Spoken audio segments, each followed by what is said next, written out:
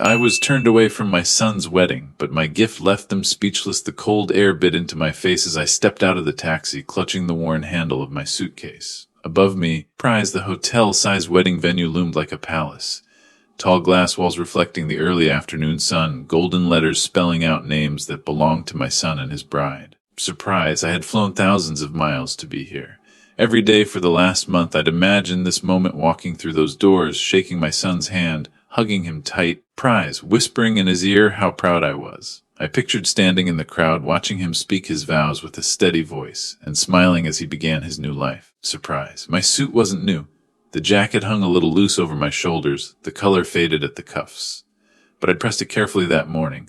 My shoes were polished until they shone, even if the leather bore the cracks of long years. I had no designer tie, no gold watch. Just myself. I walked toward the entrance, the excitement inside me mingling with nerves. Two men in black suits flanked the glass doors. One stepped forward as I approached, holding up a gloved hand.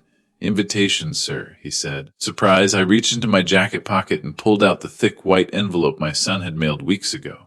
He took it, glanced at the gold embossing, then looked me over. His eyes stopped at my jacket, then moved down to my shoes. "I'm going to have to ask you to step aside, sir." I frowned, unsure I'd heard correctly. "I'm the father of the groom." The man didn't move. Surprise. His expression didn't change. "There's a dress code for the event. You don't meet it." For a moment I thought it was a joke. But his tone was flat, his posture unmoving. The second guard shifted, as if ready to reinforce the blockade. "This is my son's wedding," I said quietly. "I flew across the country to be here." He shook his head. "No exceptions." I stood there in the crisp autumn air, the sounds of music and laughter muffled behind the glass doors.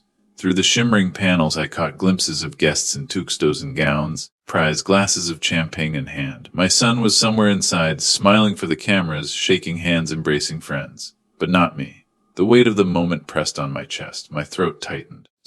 My fingers gripped the invitation like it was the last proof I belonged here, and yet I was already being erased. I could have argued, could have made a scene. But instead, I felt something inside me grow still. I nodded once, slipped the invitation back into my jacket, and turned away from the door. The sound of my footsteps on the pavement felt too loud. Behind me, the music swelled as another guest entered without trouble. I walked until the building disappeared from view. The distant sounds of music and laughter followed me like a haunting melody as I found a bench in the small park across the street. The air was crisp, tinged with the scent of fallen leaves and damp earth. A gentle reminder that autumn had fully arrived. I sat down, folding my hands over my knees, trying to steady the storm of emotions inside. The chill seeped through my jacket. But it was nothing compared to the cold tightening around my heart. I closed my eyes and remembered the boy my son once was, the one who used to chase fireflies in that same park. His laughter ringing clear on summer evenings. I thought of the nights I stayed up late, nursing him through fevers, reading him stories until he drifted off to sleep. Those days felt like a distant dream now. One that was slipping further away with each passing moment. My son had grown into a man proud and confident, ready to start a new chapter with the woman he loved. But somewhere along the way, the bond between us had frayed, stretched thin by unspoken words and unmet expectations. I wondered if he even remembered the sacrifices I'd made, the long hours at work to pay for his education. The evenings spent fixing the house while he played in the yard. I thought about the countless times I had put his needs before my own, hoping to provide a foundation he could stand on. And yet, on this day, the day he promised to share with a family, I was a stranger, an outsider locked out by something as trivial as a suit, jacket, and shoes. Tears burned at the corners of my eyes, to let them fall. Instead, I let the silence settle around me, a heavy blanket of loss and loneliness. A woman passing by noticed my face and offered a gentle smile, her eyes full of compassion. I nodded faintly, grateful for the small kindness in a world that had suddenly seemed so cold. For hours I remained there, watching the sun dip behind the trees, the sky fading into shades of purple and blue. The wedding continued inside the grand hall, a celebration from which I was excluded, a chapter in my son's life I would never be part of. And yet amidst the ache, a quiet resolve began to form within me. I would not be forgotten so easily. Days passed in a blur of restless nights and quiet mornings. The house I had built stood empty, its walls echoing with memories both sweet and painful. Yet, amidst the silence, a new determination took root in my heart. I knew I couldn't undo the rejection I had felt that day, nor change the choices my son had made, Prize. But I could send a message, one that carried the weight of my love and sacrifice, one that words alone could never fully express. I took a small wooden box from the shelf, worn by time and handled with care. Surprise! Inside I placed the heavy iron key to that house, the home I had poured years of hard work and hope into, the place I had dreamed would shelter my son and his new family. Alongside the key, Prize, I wrote a letter with deliberate calm and honesty. Son, this house was built with sweat, love, and dreams, a place where family belongs, where respect and kindness live. It is more than walls and a roof, Prize. It is where we honor one another. I hope that one day you will understand what truly makes a home. I sealed the box and entrusted it to a courier, sending it to the wedding venue, Prize, to be opened among the celebration that had excluded me. When the box was finally opened, a hush fell over the room. Faces softened, whispers spread, and eyes glistened with unspoken understanding. Prize. Though absent from the ceremony, my presence was felt in the weight of the key, in the words of the letter, in the silent plea for respect and recognition.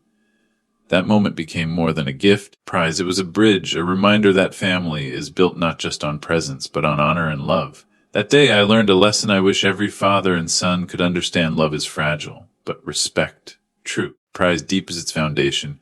No suit, no invitation, no grand gesture can replace the honor that binds a family together. I gave my son everything I had, my years, my sacrifices, my hopes, Prize. But what I craved most was acknowledgement, a simple place in his heart and life. The key I sent was more than metal. It was a symbol of all that was built and all that was lost. Our story is not unique, Prize. Many parents give endlessly only to feel unseen. Many children forget the quiet struggles behind every success. I do not know what the future holds for my son and me, Prize, but I hold on to a small flame of hope that one day he will understand, and maybe one day we will find our way back to each other. The journey is far from over.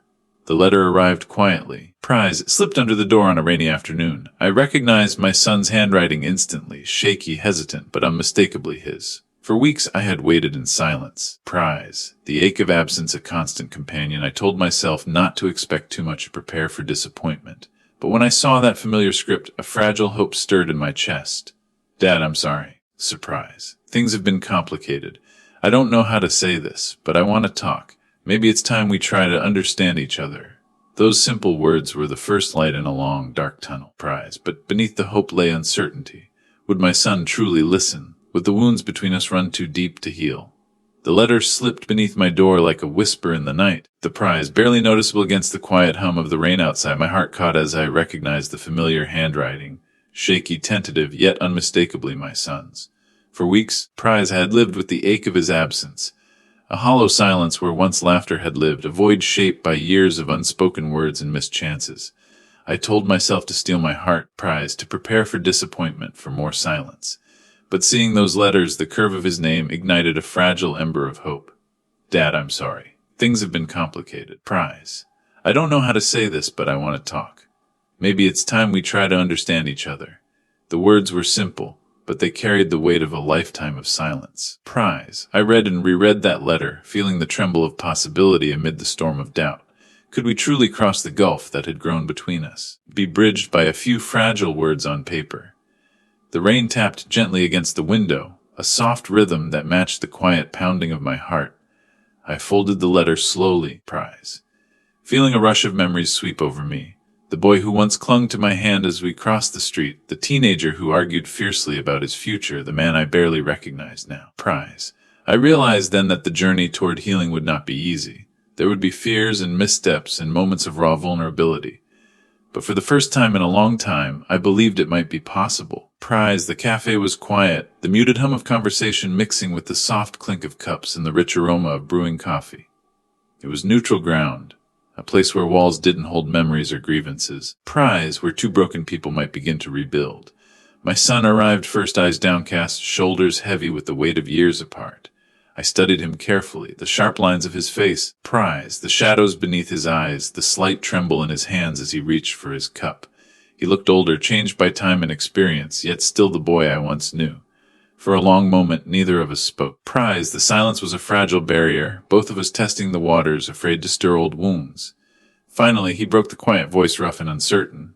Dad, I never meant to hurt you, he said. Prize. The wedding, it was complicated. I didn't know how to explain, how to stand up for you. His words hit me with unexpected force, stirring a mixture of sorrow and understanding deep inside. Prize. I was ashamed, he confessed, not of you, but of what it looked like. I thought pushing you away would make things easier for everyone. I listened as he spoke, Prize, his voice cracking with the weight of guilt and regret. We spoke for hours, unraveling years of silence, anger, and pain. Every confession was a stitch, slowly mending the fabric of our fractured relationship. Prize, though the wounds were deep, so was our shared desire to reconnect. For the first time in a long time, hope flickered between us, fragile, uncertain, but real. After that long conversation, surprise, I realized words alone wouldn't mend the years of distance between us.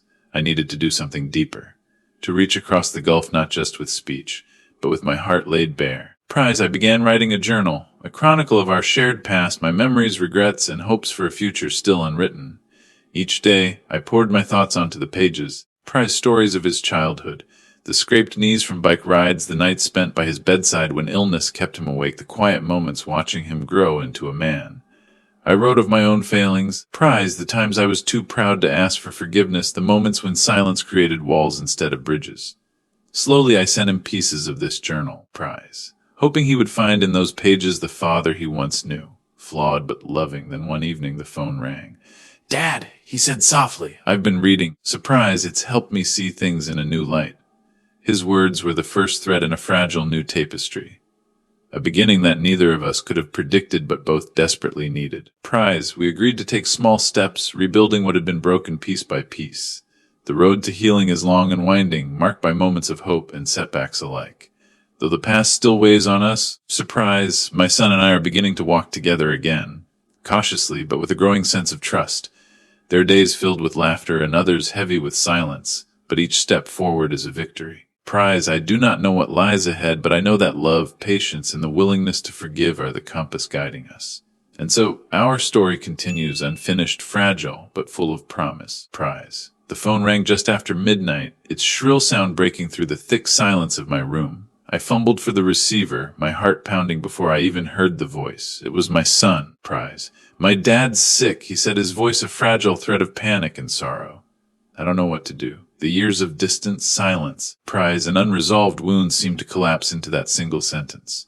I sat frozen, memories crashing like waves, my own father's steady hands, his quiet wisdom, the man who shaped who I was. Now, Prize, that man was slipping away, fragile and fading. Without hesitation, I packed a bag, my hands trembling with a mix of fear and determination. I didn't know what awaited me at the hospital, Prize, nor what conversations I would have to face. But one thing was clear, this was a moment I could not miss.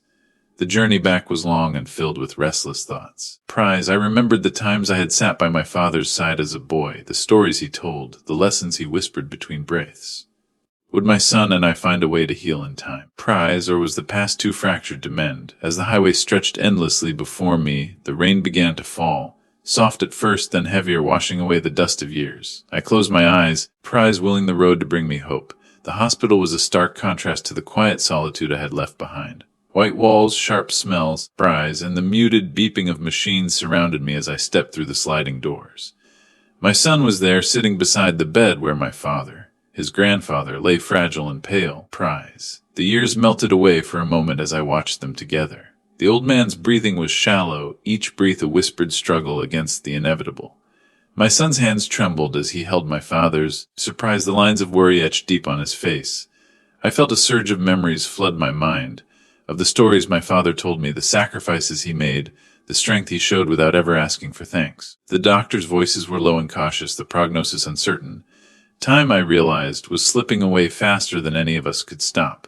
In that sterile room, past grievances seemed insignificant. Prize, we were family, flawed, fragile, but bound by blood and love. The hospital corridor was cold and sterile, echoing with footsteps and distant conversations. As I entered, Prize, the familiar scent of antiseptics and worn leather from old chairs greeted me. Smells that, oddly enough, carried the weight of decades of memories. My son was seated quietly beside the bed. His eyes, Prize, usually so vibrant, now held a shadow I hadn't seen before. A mixture of fear, exhaustion, and helplessness. He grasped the frail hand of my father, his fingers tentative yet desperate to hold on. Prize. My father, once a towering presence of strength and wisdom, lay diminished by illness. The rise and fall of his chest was shallow, his breath shallow, whispers of battles fought within. Prize. I felt the ache of loss long before it was spoken aloud. Doctors moved softly around the room, their voices lowered, their expressions guarded. Prize. Words like critical, limited time, and palliative floated through the sterile air. As I watched my son lean closer, whispering stories and promises to the man who had shaped our family, Prize, I was reminded of the fragile thread that connects generations. The years of distance and silence between us felt insignificant now compared to the urgency of this moment. I sat down beside him, Prize, reaching for his shoulder, the warmth of that simple touched years of estrangement in an instant. We talked then not about past grievances, not about blame, but about memories, forgiveness, surprise, and the preciousness of time. The hospital room became a place of quiet reconciliation where the past and future met in a fragile present. The gravity of the moment settled over us like a heavy fog, Prize, but amidst the uncertainty, a quiet resolve began to grow. Seeing my son here vulnerable, scared, stirred something I hadn't felt in years, a deep, Prize, unyielding urge to bridge the gap between us before it was too late. The past, with all its wounds and misunderstandings, Prize, suddenly seemed small compared to the fragile thread of family still holding us together. We began to talk openly. Hesitantly at first, Prize, then with growing honesty, sharing memories and regrets that had been buried under years of silence. I told him stories of his grandfather's strength, the lessons he had taught me about perseverance, love, Prize, and dignity. My son spoke of his struggles, his fears of failing those he loved, and the heavy weight of carrying family burdens alone. Together, surprise, we made a silent promise to put aside old resentments and focus on the precious time left with my father. Plans were made, not just for care and support, but for rebuilding the fractured bonds between us. Prize, in that quiet hospital room, under the soft hum of machines and the gentle glow of bedside lamps, a new chapter began. One where forgiveness was no longer just a word, but a path we chose to walk together. Surprise. The morning dawned gray and heavy, the sky swollen with the promise of rain. The old house stood weathered but proud, its wooden beams creaking softly beneath the weight of years. Most clung to the stone steps. Prize, and the garden, once bursting with color, had surrendered to wild grasses and untamed weeds. I hesitated at the gate, my hand resting lightly on the rusted latch. Prize, the scent of damp earth and fading wood filled the air, evoking a flood of memories both sweet and bitter. Beside me, my son shifted uneasily. Prize, his eyes tracing the familiar outline of the porch where we had spent countless evenings. He was quieter now, the confidence of the city replaced by something more vulnerable. For a long moment, Prize, neither of us spoke. The silence stretched between us like a bridge, fragile yet necessary. This was not just a visit. It was a reckoning. Prize. A chance to look honestly at the fractures that had split our family, and the love that still held us together despite everything. I remembered the man who had built this house. Surprise, who had worked with tireless hands and steady heart, my father. The weight of his absence was felt in every room, in every shadow cast by the fading light. My son took a deep breath and stepped forward, Prize crossing the threshold into our shared past. The air inside the house was thick with the scent of aged wood and faded memories. Surprise, dust motes danced in the beams of morning light filtering through cracked window panes. Prize. The floorboards creaked softly beneath our feet as we stepped deeper into the rooms where laughter and tears had once mingled. Prize, my son's gaze lingered on the worn family photographs lining the mantelpiece. Sepia-toned faces frozen in time, smiling eyes that held stories of love and hardship. He reached out, Prize, fingertips tracing the edges of a frame, hesitating before touching the image of his grandfather. I watched him, a complex mix of pride and sorrow stirring in my chest. Prize. The boy who had once clung to my hand was now a man grappling with the legacy of generations, trying to find his place amid the echoes of the past. We moved toward the study. A small, Prize, cluttered room where my father had spent countless hours poring over letters and journals. The scent of old paper and leather filled the space, wrapping around us like a gentle embrace. There, prairie stories long buried began to surface. Memories of sacrifice, resilience, and love intertwined with regrets and unspoken apologies. We spoke softly, Prize, sharing fragments of our pain and hope, each word a fragile thread stitching together the torn fabric of our family. As rain began to patter against the window, the weight of years seemed to lift, Prize, if only slightly. The wounds of the past, though deep, were met with the promise of understanding and healing. In the days that followed, a quiet determination took hold between us. Prize, we knew that words alone could not mend years of silence and distance. Actions were needed, tangible expressions of forgiveness and commitment. Together, we began restoring the house, room by room, Prize, as if rebuilding our family's foundation with each brushstroke and repaired board. My son learned the rhythms of hammer and saw, his hands growing steadier with each task. Prize, I shared stories of my father's craftsmanship, the pride he took in every detail, and the legacy he hoped to leave. The act of restoring the home became a metaphor for healing what had been broken. Trust, pride, understanding, and love. One evening, as we sat on the porch watching the sunset paint the sky in hues of gold and crimson, my son reached out and took my hand. No words were needed. Surprise, in that simple gesture lay a promise, to move forward together, to face the future with open hearts. The morning sun filtered through thin curtains, casting long shadows across the worn wooden floor. I sat quietly at the kitchen table, the steam rising from my cup of small comfort against the chill in the air. It had been weeks since my son and I began repairing the old family home. Yet the weight of the past still lingered in the corners of every room. Today we were to face another kind of reckoning. A visit to the gravesite of the woman who had once held our family together. Whose absence had echoed through the years. My son was silent beside me, the lines of worry etched deep on his face.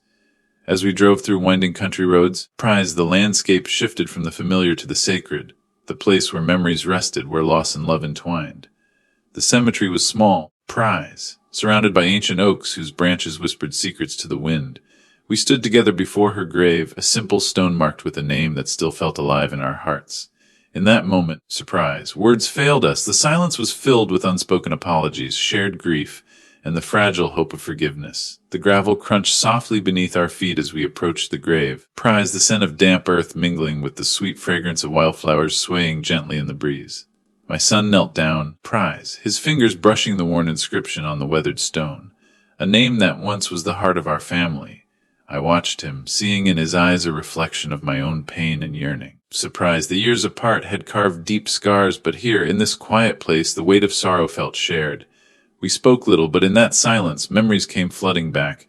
Laughter around a dinner table. Soft lullabies sung at night, hands held tightly in times of fear. I told my son stories of his mother's strength, her kindness, and the dreams she had for all of us. He listened, eyes glistening with tears. As if hearing her voice for the first time, the truth of our loss settled between us. A reminder that even in death, love endures, teaching us to forgive and to heal. We laid fresh flowers, their colors bright against the gray stone, a silent promise to carry her memory forward. In that sacred moment, the past and future intertwined, offering a fragile thread of hope amid the shadows of grief. The visit to the gravesite stirred something deep within us both, a resolve to honor the past by shaping a better future. Back at the house, my son and I began an unexpected project. Compiling a scrapbook of memories, letters, and photographs that celebrated the life of the woman who had been our family's foundation. Each page was a labor of love. A testament to resilience and the power of remembrance. As we worked side by side, stories flowed freely, tales of joy and hardship, laughter and tears. Through this shared act of creation, walls between us crumbled, replaced by understanding and compassion. One evening, as twilight bathed the room in soft light, my son looked up and smiled. A genuine, unguarded smile that spoke of healing and hope. We knew the journey ahead would still have its challenges, but together we were ready to face whatever came next. Early morning sunlight filtered softly through the crack of the window, casting gentle rays onto the worn wooden table where I sat quietly, staring at the now cold cup of coffee. The room was still, broken only by the soft whisper of the wind brushing through the leaves outside the window. My heart felt heavy as I thought about today's journey. A trip back to the roots of our family. To the small village where my father was born and raised, a place where ordinary fairy tales are told in the hushed voices of the wind and trees. This trip was more than a simple visit to our homeland. It was a journey of confronting the past, filled with memories painted in vivid hues of joy, sorrow, and unspoken regrets. I glanced to my side and saw my son packing his things into the trunk of the car. His eyes momentarily clouded with reflection, perhaps thinking about himself, about the scattered pieces of childhood memories we had once forgotten. The car rolled away from the house, following the old tree-lined road. We began our journey through endless stretches of green fields and red dirt roads glowing warmly in the morning sun. Every mile felt like a page unfolding before my eyes, taking me back to my childhood days when my father shared stories of resilience, boundless love, and values I wished to pass on to my son. We crossed small streams and hills blanketed with wildflowers, until finally the small village appeared, peaceful and quiet like a traditional ink painting nestled within the vast mountains and forests. My steps grew heavy as I looked upon the familiar village road, the humble thatched roofs with smoke curling up from kitchen chimneys. Everything seemed to be waiting for us, the children returning home carrying their memories and untold stories.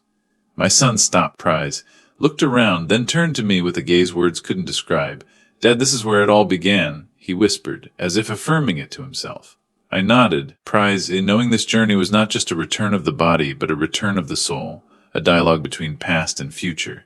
The village embraced us with a quiet familiarity. Surprised, the air thick with the scent of earth and pine. We walked slowly down the winding paths, Prize, where every stone and tree seemed to hold a story of its own, stories I had heard as a child and now shared with my son. Our footsteps echoed softly on the worn cobblestones. Prize, the silence between us filled with 1,000 unspoken words. I told him about the old well where my father used to draw water at dawn. Surprised, the wooden bench beneath the towering oak where our family gathered during summer evenings, and the small chapel where generations had prayed for strength and forgiveness.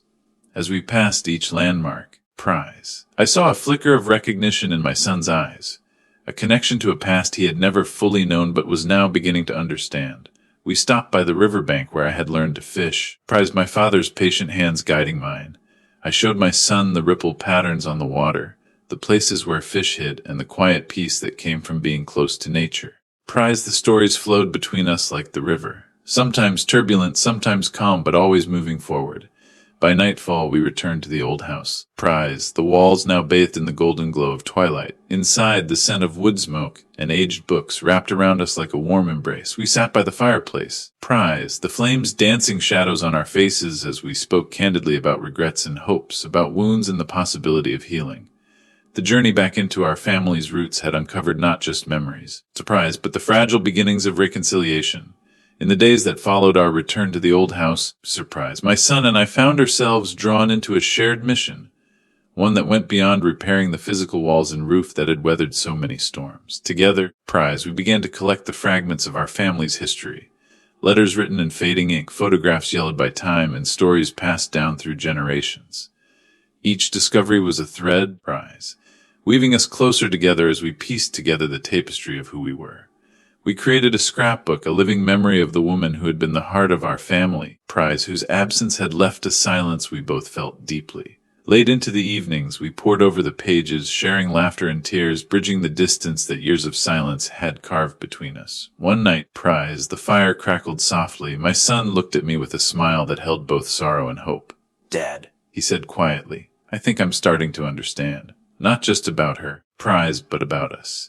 In that moment, the walls between us felt less rigid, the path ahead less daunting. We knew there would be challenges yet to come, but together we were ready to face them, stronger, united, Prize, and willing to heal. The summer sun was beginning to wane, casting an amber glow that stretched shadows long across the patchwork fields. Prize, the air was thick with the scent of freshly turned earth and the soft fragrance of wildflowers nodding gently in the breeze. The old farm stood quiet, nestled among rolling hills, Prize, its weathered fences and crumbling stone walls bearing witness to generations of toil and love. I stood at the edge of the land, the soil beneath my boots rich and warm. Prize, the same earth where my father once taught me the value of hard work, the dignity found in honest labor. The memories rushed back in waves, the cracked hands holding mine steady as I learned to plow, Prize. The laughter echoing as we chased the setting sun, the quiet moments sitting by the fire, sharing stories under a blanket of stars. Beside me, my son ran his fingers along the rough bark of an ancient oak tree. Prize, the sentinel of our family's history. I remembered the day I planted that tree with my own father, a symbol of roots and resilience. Now, my son touched that same bark, hand bridging past and present in a silent gesture heavy with meaning. The silence between us was laden with unspoken words. Regret, hope, forgiveness, surprise. It was the kind of silence that only years of distance can cultivate, yet also the fertile ground where new beginnings might take root. We had come here not just to work the land, Prize, but to rebuild what had been fractured between us, to plant seeds, literal and metaphorical, that might one day grow into something strong and enduring. Prize. The air shimmered with the warmth of fading daylight as we began to unpack tools, ready to till the soil and tend to the farm that had nourished our family for decades. I glanced at my son, Prize, his face illuminated by the golden hour, the weight of his youth now mingling with a newfound determination. I could see in his eyes the same spark that had once driven me, Prize, the hunger for connection and purpose. As the sun dipped below the horizon, the sky painted in hues of orange and purple, I felt a stirring within me, a quiet promise that from this soil, from this moment, Prize, a new chapter could grow, The first stroke of the shovel into the earth echoed like a heartbeat, steady and sure. Prize. The early evening air was alive with the chorus of cicadas and the soft rustling of leaves as we set to work on the land. The sun had just slipped below the horizon, leaving behind a sky awash in lavender and gold, a quiet promise of nightfall. We worked side by side, hands gripping shovels and rakes, Prize, stirring the earth as if coaxing life from the very soil that had fed our family for generations. Each movement was deliberate, a physical expression of a desire to rebuild. Not just the farm, Prize, but the fragile bond between father and son. I watched my son closely, noting the concentration etched across his face, the occasional furrow of his brow as he struggled to master the rhythms of farm labor. Prize, the awkwardness of unfamiliar work was softened by the determination in his eyes, the silent vow to reclaim a part of our heritage. We shared few words at first, Prize, letting the sound of our efforts fill the space between us. But as the earth softened under our tools, so too did the walls around our hearts. I never knew this side of you, my son said quietly, surprise breaking the silence. How you could find peace in the hard work in the soil. I smiled, wiping sweat from my brow. It's where I learned patience and respect for life cycles. What we plant today we hope will feed generations to come. His gaze lifted to the darkening sky where stars began to twinkle like distant fires. I want to learn. Not just the work, but the stories. Prize, the reasons behind everything. That night we sat on the porch sharing stories of my father. The man who built this farm, the sacrifices he made, the values he held sacred. Surprised, the tales wove a tapestry of resilience and love, binding us closer with each remembered moment. As the fireflies flickered in the gathering dusk, Prize, I felt the warmth of connection rekindled, fragile but fierce, a light against the encroaching shadows of past regrets. As the days passed, our shared labor on the farm became more than just physical work. Prize, it transformed into a healing ritual. One afternoon, while clearing a patch of overgrown land near the old barn, my son uncovered a rusted, weather-beaten box partially buried beneath the soil. Prize. We pried it open to find a collection of letters, photographs, and faded documents. Relics from my father's youth, chronicling his hopes, dreams, Prize, and struggles during a time none of us had fully understood. Reading those letters aloud under the shade of the oak tree, we discovered a side of my father neither of us had known. His quiet sacrifices, Prize, his fears, and his unwavering love for family. The discovery sparked a profound conversation between us, peeling back layers of misunderstanding and silence that had built up over decades. In that moment, Prize, my son looked at me with eyes clearer than before, a newfound respect and empathy shining through. We realized that the roots of our family, though tangled and weathered, Prize, were strong, and that from those roots new growth was not only possible but inevitable. Together, we decided to restore the old barn, Prize, to transform it into a place where future generations could gather and remember. This project became our shared purpose, a symbol of renewal and hope. The dawn was pale. Prize, the sky a soft wash of pastel blues and pinks as I stepped outside the restored barn, the scent of fresh hay mingling with the crisp morning air. The barn stood proudly against the horizon. Prize, its weathered timbers now sturdy and warm, a testament to the labor and love poured into its revival. Beside me, my son moved with quiet purpose, Surprise, preparing tools and organizing materials for the day's work on the surrounding fields. Prize. The transformation of the barn mirrored the slow but steady healing in our relationship, a structure rebuilt from the ground up, each plank and nail a symbol of renewed trust and commitment. Prize. As we set to work, the rhythmic sound of hammering and saws filled the air, blending with birdsong and the rustle of leaves. Prize. I felt a profound connection not only to the land and to my son, but to the generations who had come before us, whose hands had shaped this place and whose spirits lingered in every corner. Prize. This day was not just about farming or restoration, it was about reclaiming a legacy, forging a future, and solidifying bonds long strained but not broken. Prize. The morning light crept softly through the mist as I stood before the old barn, its freshly painted walls glowing warmly against the fading chill. Each board, each nail hammered home, a story of resilience, of roots dug deep into the soil of generations past. Beside me, my son moved with a quiet determination. Prize. Carefully setting tools and gathering supplies for the day's work. I watched the furrow in his brow, the way his hands worked with a purpose that went beyond mere labor. It was a labor of healing. Surprise. This barn, once neglected and broken, was now a symbol, not only of restoration but of hope rekindled. The very act of rebuilding had brought us closer, Prize, forging bonds that time and silence had strained but never severed. The rhythm of hammer against wood, the scrape of saws, Prize, and the murmur of our shared stories wove a tapestry of renewal that filled the space between us. As the sun rose higher, painting the sky in hues of gold and amber. Prize. I felt the steady pulse of life returning to this land and to our family. Today, the past and future met in the hands that built and the hearts that dared to forgive. The early morning air was cool. Prize. Touched by a lingering mist that wrapped the fields in a soft veil. I stepped out of the farmhouse onto the porch, the wooden boards creaking softly beneath my boots. Prize. The scent of damp earth and fresh grass filled my lungs, a reminder of the cycles of life and renewal. Beside me, my son moved quietly, carrying tools and preparing the ground for the day's labor. Prize. His face was set with determination, though shadows of doubt flickered in his eyes. This land, weathered and worn, held the memories of generations, stories of struggle, sacrifice, prize, and love etched into every furrowed field and broken fence post. The barn behind us stood restored, its beams strong and true, surprised, a symbol of our shared efforts to mend not just a building but the fractured ties between father and son. We began by clearing the overgrown garden, pulling weeds tangled with wildflowers and old roots. Prize, our hands rough and callous, moved in rhythm, a silent conversation of forgiveness and hope. As the sun climbed higher, warming the earth and our backs, prize, stories flowed between us like the gentle breeze, memories of childhood, of my father's lessons, and of dreams long deferred. I told him of the hard winters we had endured. Surprised, the nights spent huddled by firelight, the promise of spring and new beginnings. He listened, sometimes interrupting with questions, other times simply nodding, absorbing the past that had shaped us both. Prize. By midday, sweat slicked our brows, and the garden was transformed, a patchwork of blooming life amidst the remnants of neglect. Sitting together on the porch, shaded by the ancient oak, prize, we shared a simple meal, sandwiches and cold tea, and the weight of years between us seemed lighter. In that moment, prize, I felt a flicker of the bond we had lost and the fragile thread by which it might be rebuilt.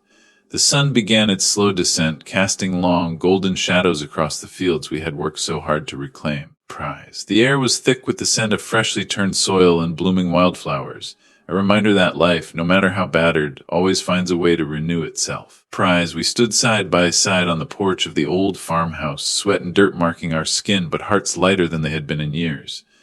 The silence between us was no longer heavy. Prize. It was comfortable, a shared peace born from honest labor and quiet understanding. I looked over at my son, the lines of worry softened by a tentative smile, and felt a surge of hope. Surprised, the journey of healing was far from over, but this moment was a milestone, a testament to resilience, to love, and to the unbreakable bonds of family. Prize. As twilight deepened and the first stars began to twinkle overhead, I knew that whatever challenges lay ahead, we would face them together. And so, beneath the vast expanse of the evening sky, prize, we began to write a new chapter, one grounded in forgiveness, hope, and the enduring power of home. The early morning frost clung stubbornly to the earth, prize, transforming the landscape into a glittering tableau of winter's quiet breath.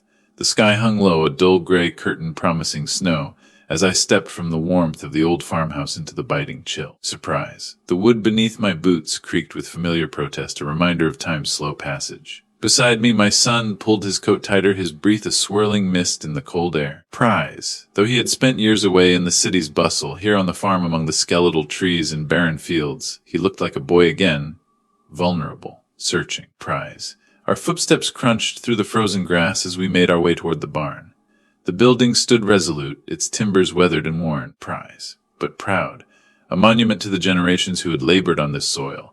I remembered the days when my father had stood here, his hand steady and sure, teaching me the meaning of perseverance, prize, of roots deep in the earth and heart. Today, those lessons felt more urgent than ever. We were no longer just tending a farm, prize. We were nurturing the fragile shoots of a relationship long strained by silence and regret. I glanced at my son, catching a flicker of uncertainty shadowed by determination. Prize, the journey back to one another would be slow, uneven, but in this frozen morning, beneath a sky heavy with promise, I felt the first glimmers of thaw. We set to work, clearing the snow from the courtyard, prize, brushing away the frost from ancient tools, preparing the soil for the coming season. Each movement was deliberate, a silent prayer for renewal. The cold bit at our fingers, prize, but the fire of hope warmed us from within. As the sun rose, pale and fragile, we stood together, looking out over the land, a patchwork of past and future. And in that moment, prize, I understood that home is more than a place, it is the people we choose to stand beside. The morning's fragile light strengthened as we plunged deeper into our labor. The frozen ground resisted our efforts, prize, stubborn and unyielding, much like the walls that had once separated my son and me. But we were persistent, each shovel full of snow and dirt a small victory. Surprise, a step toward reclaiming not only the land but the relationship frayed by time and silence. I watched as my son's hands, once unaccustomed to the roughness of farm work, grew steadier and more confident. Surprise, the rhythm of our movements, swinging the spade, loosening the earth, felt like a language bridging the gap that words had failed to cross. Surprise, we shared stories between breaths. Memories of my father's quiet strength, the harsh winters we had survived, and the dreams that sustained us. My son opened up about the loneliness he felt in the city, surprise, the weight of expectations, and the regret that had shadowed him for years. The afternoon sun dipped lower, casting long shadows across the yard. The barn's sturdy frame caught the golden light, surprise, standing tall against the sky as a symbol of endurance. The soil we tilled and the plants we nurtured mirrored the work we had begun on our bond, fragile, uncertain, but growing. By evening, surprise, exhaustion tugged at our muscles, but a deep sense of accomplishment filled the air. Sitting side by side on the porch, the cooling breeze carrying the scent of pine and earth, surprise, I felt a flicker of hope kindle between us. The work was far from over. The wounds of the past would take time to heal, and the road ahead was uncertain. But beneath the fading light, surprise, I knew that this shared journey, through sweat and soil, memories and forgiveness, was our chance to build something lasting. Surprise. The turning point came unexpectedly one crisp afternoon as we were clearing the last of the winter debris from the eastern field. My son's shovel struck something hard beneath the earth, a rusted metal box, surprise, half buried and forgotten.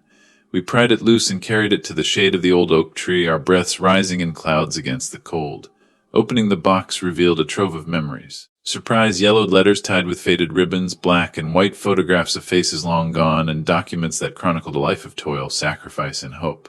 As we carefully unfolded the letters, surprise, a narrative emerged, my father's story in his own words, his hopes for a better future, his fears in the face of hardship, and his enduring love for family despite the sacrifices demanded. Reading aloud, we found ourselves transported to a time of resilience and quiet heroism. The man we thought we knew was revealed in new light. Flawed yet unwavering, human yet heroic. Surprise, the discovery bridged years of silence between us. My son's eyes, once guarded, softened with understanding. Surprise, I saw in him the flicker of empathy and respect that years of absence had dimmed but never extinguished. We made a pact beneath the sprawling branches of that oak, to honor the legacy entrusted to us. Surprise, to rebuild not just the farm, but the trust and love that had been fractured. From that day forward, our shared work on the land became a sacred bond. Each nail hammered and seed sown a testament to renewal and hope. Surprise. The morning mist hung thick over the fields, blurring the horizon and softening the edges of the familiar landscape. The scent of damp earth rose with the first rays of sun, surprise promising renewal amid the quiet stillness. I stood on the porch of the farmhouse, the wood weathered beneath my fingers, and breathed in the cool air. Beside me, my son adjusted the collar of his jacket, surprise, his eyes tracing the furrows that marked the land, once barren, now ready to bear life again. This was more than a day of planting seeds, it was a day of planting hope.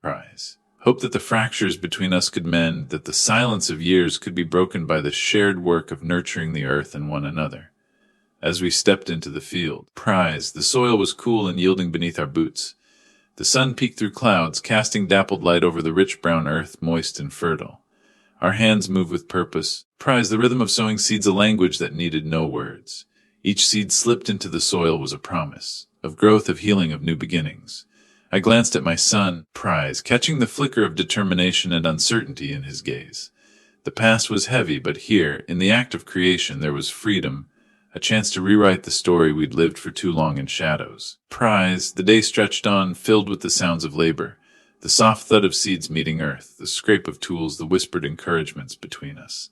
In those hours, beneath the vast sky, I felt the fragile threads of our bond weaving back together, stronger and more vibrant than before. The sun climbed higher, warming the field and drying the earth beneath our boots. Each seed we planted felt like a small act of faith, a belief that life could flourish again, that the broken pieces between us could mend. I watched my son's hands as they carefully placed seed after seed into the soil. There was a cautious reverence in his movements, as if aware that with every handful of earth, he was not just tending the land, but tending the fragile bond between us. We talked little, but the silence was not empty. It was filled with a growing understanding of past mistakes, unspoken regrets, and the desire to build something lasting. I shared stories of seasons long gone, of harvests both bountiful and meager, of the lessons the land had taught me about patience and perseverance. My son listened, Prize, his eyes reflecting the golden light, absorbing the history I carried, a history he was becoming a part of again. The hours passed in a rhythm of labor and conversation, Prize, until the fields were dotted with neat rows, promises waiting patiently beneath the earth. As evening approached, we stood together, surveying the fruits of our day's work, Prize. The sky blazed with the colors of sunset, a fiery canvas that mirrored the hope rekindled within me. Though the journey ahead remained uncertain in that moment, Prize, I believed we had taken a vital step toward healing. Not just the land, but the wounds that had shaped our lives. The twilight hour cast a soft glow across the fields as we began to pack up our tools, Prize. The physical exhaustion from the day's labor was eclipsed by a deeper sense of fulfillment, a silent acknowledgement that something within us was shifting. Suddenly, my son paused, Prize, crouching beside a patch of wildflowers I had overlooked earlier. His hand brushed against something firm beneath the petals, an old weathered tin box half buried in the earth. Prize. Curiosity sparked between us as we carefully unearthed it, fingers trembling slightly. Opening the rusty lid revealed a trove of forgotten memories, letters tied with faded ribbons. Prize. Photographs yellowed with age, and a small leather-bound journal. We sat beneath the old oak tree, the same that had witnessed so many family moments, and began to explore the contents together. Prize. The letters were from my father, written during a time of hardship and hope. Confessions of fears, declarations of love, and dreams he had for the family he hoped would endure beyond him. Prize. Reading his words aloud, we found ourselves bridging the silence of years. The journal revealed a side of my grandfather neither of us had fully known, a man wrestling with his own doubts, surprised yet steadfast in his devotion. As night fell and stars began to pepper the sky, the box became more than a container of memories. It became a catalyst for healing. My son looked at me then, eyes glistening with newfound understanding and respect. The barriers built by time and pain were crumbling, replaced by a fragile, powerful bond. In that quiet moment, beneath the canopy of ancient branches, Prize, we made an unspoken vow to honor the legacy entrusted to us, to carry it forward with love and humility. Together, we would restore not only the farm but the family, one story, one memory, Surprise one day at a time. The dawn crept softly over the horizon, spilling pale light over the hills that had cradled my family for generations. The air was cool and still, carrying the faint scent of pine and earth. Prize, a reminder that life was always cycling through loss and renewal. I stood at the edge of the small creek that cut through the farmland, watching the water ripple over smooth stones. Prize. The same creek had once been a playground, a classroom where my father had taught me about patience and the rhythms of nature.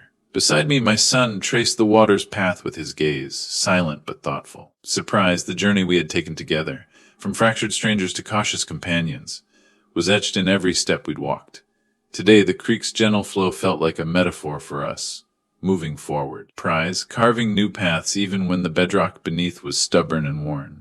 We had planned to spend the day repairing the fence lines, a tangible task that mirrored the slow rebuilding of trust between us. Prize, each post we set into the ground was a promise, each wire stretched tight a lesson in resilience. As the sun climbed higher, warming the earth in our backs, Prize, I found myself reflecting on the long road that had led us here, the mistakes, the pain, and the moments of grace that had made this fragile peace possible. My son's voice broke through my thoughts. Surprise. Dad, do you think we can really heal after everything? I met his eyes, knowing that the answer was complicated, but hopeful. Healing isn't a place we arrive at, I said softly. Prize. It's a journey we choose to walk step by step. Together, we turned toward the fence line, ready to face whatever came next, grounded in the past. Prize. But reaching for a future rebuilt on love and understanding. The sun climbed steadily as we worked to repair the weather-beaten fence lines, the scent of fresh, cut wood and earth filling the air. Prize, each post we set felt heavier than the last, not because of its weight, but because of what it symbolized: boundaries rebuilt, trust reestablished, protection restored. My son's movements were sure now. Prize, his hands steady as he drove nails and tightened wire. I watched, memories flooding back of my own father guiding me through similar tasks.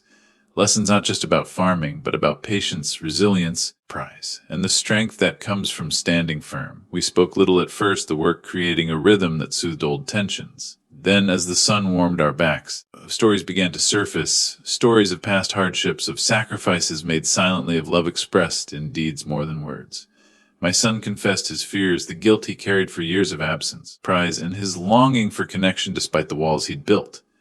I shared my regrets, the moments I'd failed him, and the hope I held for our future. The fence grew taller, straighter, Prize, each plank a tangible sign of progress.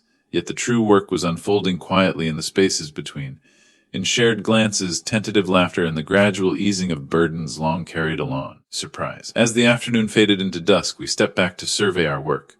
The fence stood strong, a barrier and a bond, a testament to our willingness to rebuild. In that moment, beneath a sky painted in hues of amber and rose, I knew that healing was no longer a distant hope, but a path we walked together hand in hand. The late evening breeze whispered through the tall grasses as we finished securing the last of the fence posts.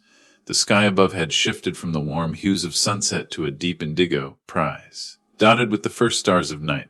The world around us had quieted, leaving only the soft sounds of nature and our breathing to fill the space. As we sat together on a weathered bench near the barn, I reached into my jacket pocket and pulled out a small, worn notebook, a keepsake passed down from my grandfather. It was filled with his handwriting, a mixture of farming notes, personal reflections, and poetry that chronicled his life and love for this land. Handing the notebook to my son, I saw a flicker of curiosity in his eyes. "This belonged to him," I said softly. He poured his soul into these pages. He opened the notebook gingerly, running his fingers over the delicate pages, and soon began reading aloud. The words painted a portrait of a man who had faced hardship with unwavering resolve, who loved his family fiercely but quietly, and who believed in the power of forgiveness and hope. As the night deepened, the stories shared from those pages became a bridge linking generations and healing wounds. My son looked up from the notebook, eyes glistening. I never knew this side of him or of us. In that moment, we made an unspoken vow to honor our past by living with greater understanding and compassion, not just for each other, but for the legacy we carried forward. The barn behind us stood strong and steady, a symbol of endurance and renewal, much like the fragile but growing bond between father and son. The morning light was softer here, not the kind of sharp, impatient light you find in the city. The light that slices between buildings and wakes you up before you're ready. No, this light came slowly, curling over the hills like a tired child crawling into bed. It touched the tips of the tall grass first, then the fence posts, then the roof of the old farmhouse. By the time it reached the porch where I stood, it was warm enough to seep into my bones. The mug in my hand had long gone cold. I wasn't drinking the coffee anymore. I was holding it because I didn't know what else to do with my hands. My eyes were fixed on the field in front of me, where the earth lay freshly turned, still breathing out the smell of rain from the night before. It was the smell of beginnings, of things planted and hidden, waiting to grow. I could see my son out there, bent at the waist, his shoulders curved inward like he was guarding something fragile. His hands were steady, working with care as he moved along the neat rows of seedlings we had planted together just 2 weeks ago. Every now and then he would glance back toward the house, maybe to check if I was still watching, maybe to make sure I hadn't gone back inside. It's funny. When there's been distance between you and someone you love, even the smallest reassurance feels like a gift. I hadn't planned to stay here this long. When I first arrived, it was supposed to be a short visit, a few days to help him get the land ready for spring. But days turned into weeks, and now the weeks had blurred into something I didn't want to measure. Because here in this quiet, I could almost believe that the years we lost hadn't been stolen forever. Almost. The wind shifted, carrying with it the low hum of bees working somewhere in the far corner of the property. A hawk circled overhead, its shadow sliding silently over the field, over my son. The old screen door behind me creaked as it moved in the breeze, and for a moment, it felt like the house itself was breathing. "Morning's the best time," my son's voice called out from the field. It was the kind of voice that didn't have to be loud to carry. The air was still enough to deliver it straight to me. I walked down the steps, each one groaning under my weight. The wood worn thin from decades of footsteps. My boots sank slightly into the damp earth as I made my way toward him. Up close, I could see the dirt under his nails. The sweat already gathering along his hairline. "You always work this early?" I asked. "Early's when the world is honest," he said, not looking up from what he was doing.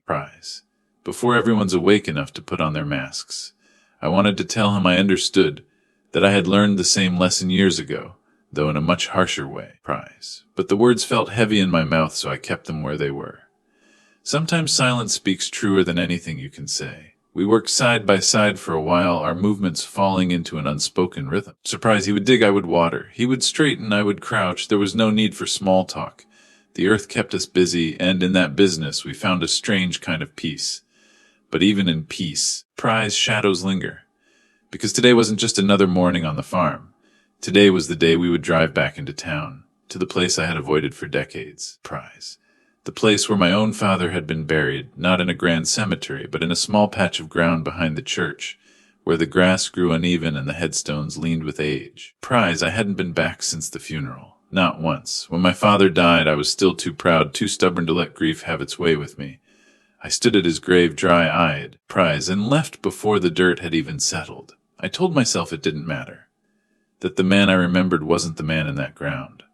But that's the thing about grief, it waits, Prize. It hides in the corners of your life until one day something small, a smell, a sound, a look in your son's eyes, pulls it out into the light. This trip back wasn't my idea. It was his. A week ago, Prize, while we were fixing a fence post, he had looked up and said, "We should visit your dad's grave." Just like that. No warning, no soft lead in. And the way he said it, not as a suggestion, Prize, but as a statement, left me with no room to refuse. So here we were, the morning of that visit, trying to fill the hours with work so we wouldn't have to talk about what came next. "Prize, you ready for today?" he asked suddenly, his hands pausing in the soil. I swallowed. "As ready as I'll ever be." He nodded, and that was the end of it. We went back to the earth, surprised, both of us pretending the conversation was over, though we knew it was only just beginning. The drive into town was quiet. Prize, the landscape shifting from open fields to tight clusters of homes and worn storefronts that had seen better days. My son sat beside me, hands folded in his lap, Prize, his eyes fixed on the road ahead, but his thoughts clearly elsewhere. I watched the lines of tension around his mouth, the way his jaw clenched and released in slow, deliberate motions. Prize. This visit was more than just a trip to a graveyard. It was a reckoning with ghosts neither of us had fully faced. We pulled up outside the small church, its white paint peeling and faded. Prize, the bell tower stood crooked, its bells silent for years, but the place still held a solemn grace.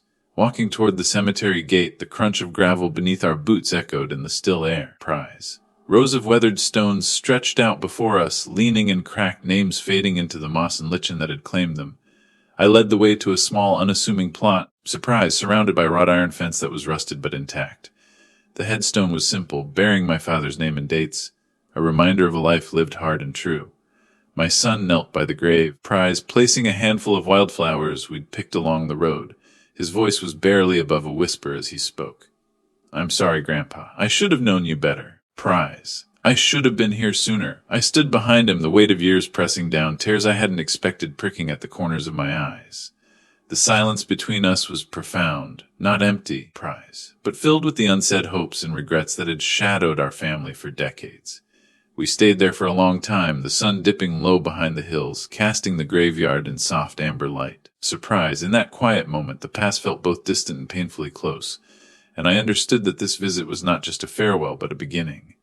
As twilight settled over the cemetery, Prize, my son and I rose from the grave, a new resolve steadying our steps. The weight of silence between us had shifted, softened by shared grief and understanding. But the true twist came later that evening, back at the farmhouse.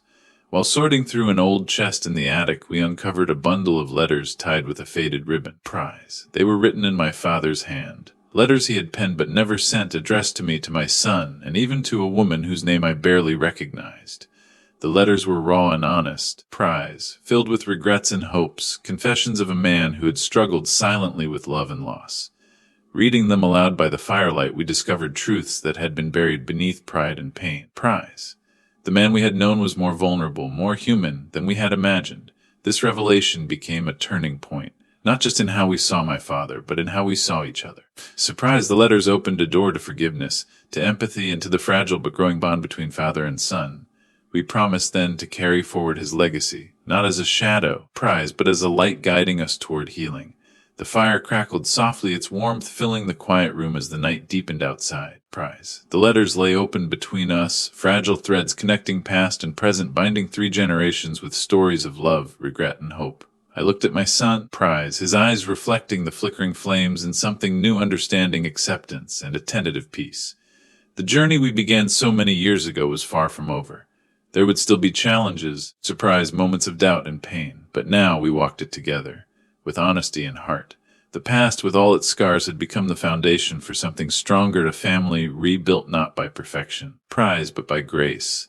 And so, beneath the watchful stars, we embraced the unknown, ready to write the next chapter side by side. The sun hung low over the horizon, prize, casting long shadows across the fields where we had spent countless hours together.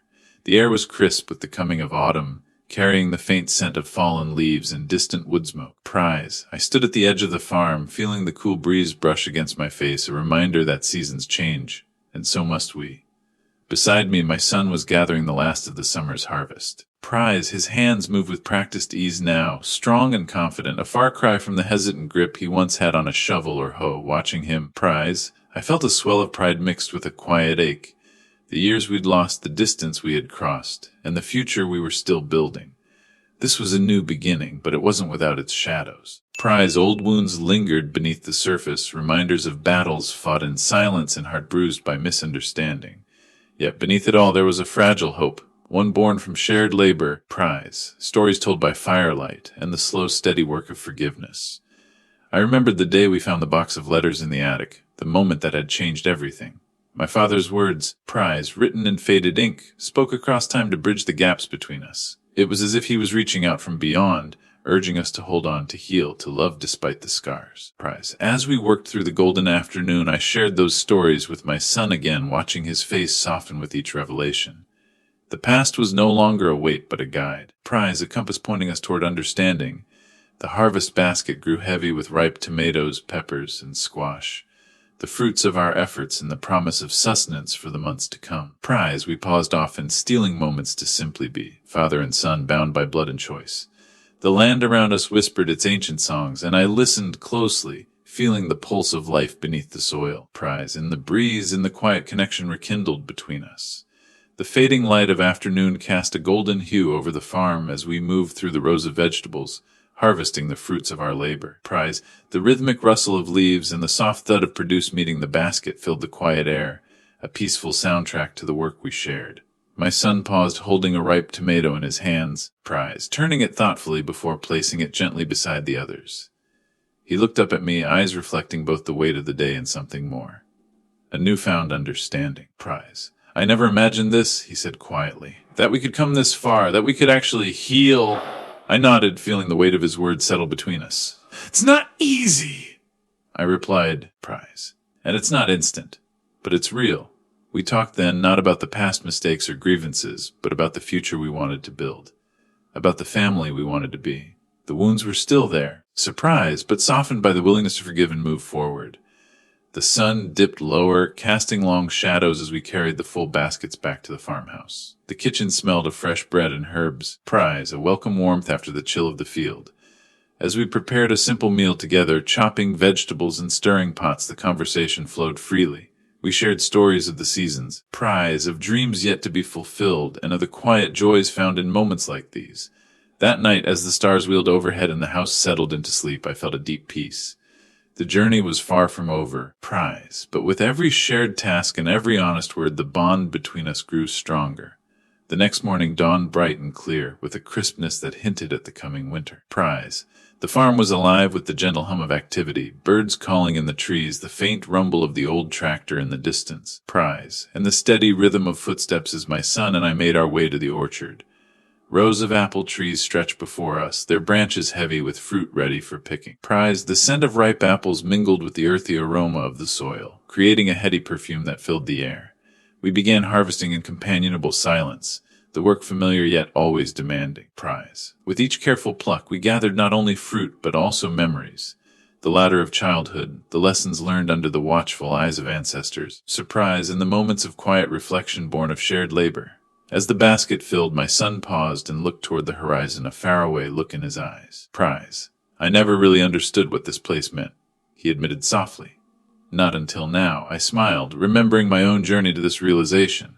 It's more than just land, I said. Prize. It's history. It's family. It's where we find ourselves when everything else falls away. He nodded, a new resolve settling over him. I want to keep it alive, for us, surprise, for those who come after. The sun climbed higher, warming our backs as we continued, the orchard's golden hues a testament to the resilience of both the land and the family it sustained. Later, Prize, as we sat beneath the largest trees, sharing a simple lunch of bread and cheese, the conversation turned to the future, The plans and hopes we held, the challenges we knew we would face, prize, and the commitment to face them together. The day closed with a quiet understanding that healing, like harvest, comes in seasons, and with patience, love, and hard work, even the deepest wounds can bear fruit. Surprise! As the sun dipped low behind the distant hills, the farm was bathed in a soft golden light. The day's labor had left us tired, surprise, but there was a warmth in the air, something deeper than the fading sunlight. A warmth born of shared effort and mended bonds. Inside the farmhouse, the kitchen was alive with the comforting smells of stew simmering and bread baking. My son moved with an ease I had not seen before, helping set the table, his laughter light and genuine. We sat down together, the meal simple but nourishing. As we ate, the conversation flowed easily, weaving stories of past hardships and future dreams. The walls of the house seemed to hold our words like precious echoes, filling the space with renewed life. After dinner, we stepped outside, the night sky ablaze with stars. The cool air was crisp and clear, the silence around us peaceful and full of possibility. We sat on the porch, side by side, sharing quiet moments that spoke volumes. The journey that had begun with distance and pain had brought us here, to a place of hope, forgiveness, and the promise of tomorrow. I looked at my son and saw not just the boy I had raised, but the man he was becoming, strong, compassionate, and ready to carry our family legacy forward. And in that shared silence, I knew that no matter what lay ahead, we would face it together. The morning was heavy with fog, the kind that wraps itself around the trees and refuses to let go. From the porch, the farm seemed almost dreamlike, the fields disappearing into a pale gray mist. I could hear the faint drip of dew sliding off the eaves, a slow, rhythmic sound that matched the pulse of my thoughts. A letter sat on the kitchen table behind me, its envelope torn open but its message echoing in my mind. It was from my sister, the first in years. She wrote of the town's upcoming centennial celebration, the one event that would bring together nearly everyone from our past. She mentioned that the mayor wanted to honor our family for the farm's century of history. My first reaction was a quiet, bitter laugh. Honor, after all these years, after all the silence and distance. I could almost see the faces that would be their relatives who had turned away when things became hard, neighbors who whispered when the foreclosure signs went up all those years ago. Old friends who had once stood close but vanished when my back was against the wall. My son found me standing there, still staring into the fog. "You're thinking about going," he said, though it wasn't really a question. "I'm thinking about what it would mean," I replied, my voice low. "And whether I can walk into that hall and look them in the eye." He leaned on the porch railing, glancing at me. "Maybe it's not about them," he said. "Maybe it's about you." About us? That stayed with me. Perhaps he was right. Perhaps it wasn't about reopening old wounds, but showing that the scars had healed, at least enough to face the past without flinching. But deep down, I knew there was more. There was a truth about our family's history, one I had carried quietly for decades. If I went, I might have to speak it aloud. And the thought of that was both terrifying and strangely liberating. The week before the centennial felt like a slow, steady drumbeat, each day carrying me closer to a moment I wasn't sure I was ready for. I spent my mornings working the fields with my son, my afternoons fixing little things around the farmhouse. Things I had been ignoring for years. It was as if preparing the house was my way of preparing myself. One evening I sat with the old family ledger in my lap. Its leather cover was cracked, the pages yellowed with age. My father had kept it faithfully, recording every crop, every expense, every weather note. And tucked between those pages I found it, the receipt I hadn't seen in years. It was dated the spring after I graduated high school, the year our family nearly lost the farm. The name on the receipt wasn't mine or my father's. It was my mother's. She had sold her wedding ring to cover the final payment on the land without telling a soul. My father had taken the credit, letting people believe it was his doing, because in those days, a man's pride often mattered more than truth. I had kept that secret out of respect for him. But seeing it again with the celebration looming, I wondered if honoring the farm without honoring her sacrifice would be a betrayal. The night before the event, I barely slept. Memories came in fragments, my mother's hands pulling weeds in the garden. Her quiet smile when the crops finally came in, the way she would hum when she thought no one was listening. She had been the heartbeat of this place, and no one outside the family knew it. When the day arrived, the hall was buzzing with voices. People I hadn't seen in decades milled about, exchanging hugs, handshakes, and polite small talk. My son stayed close, his presence a steady anchor.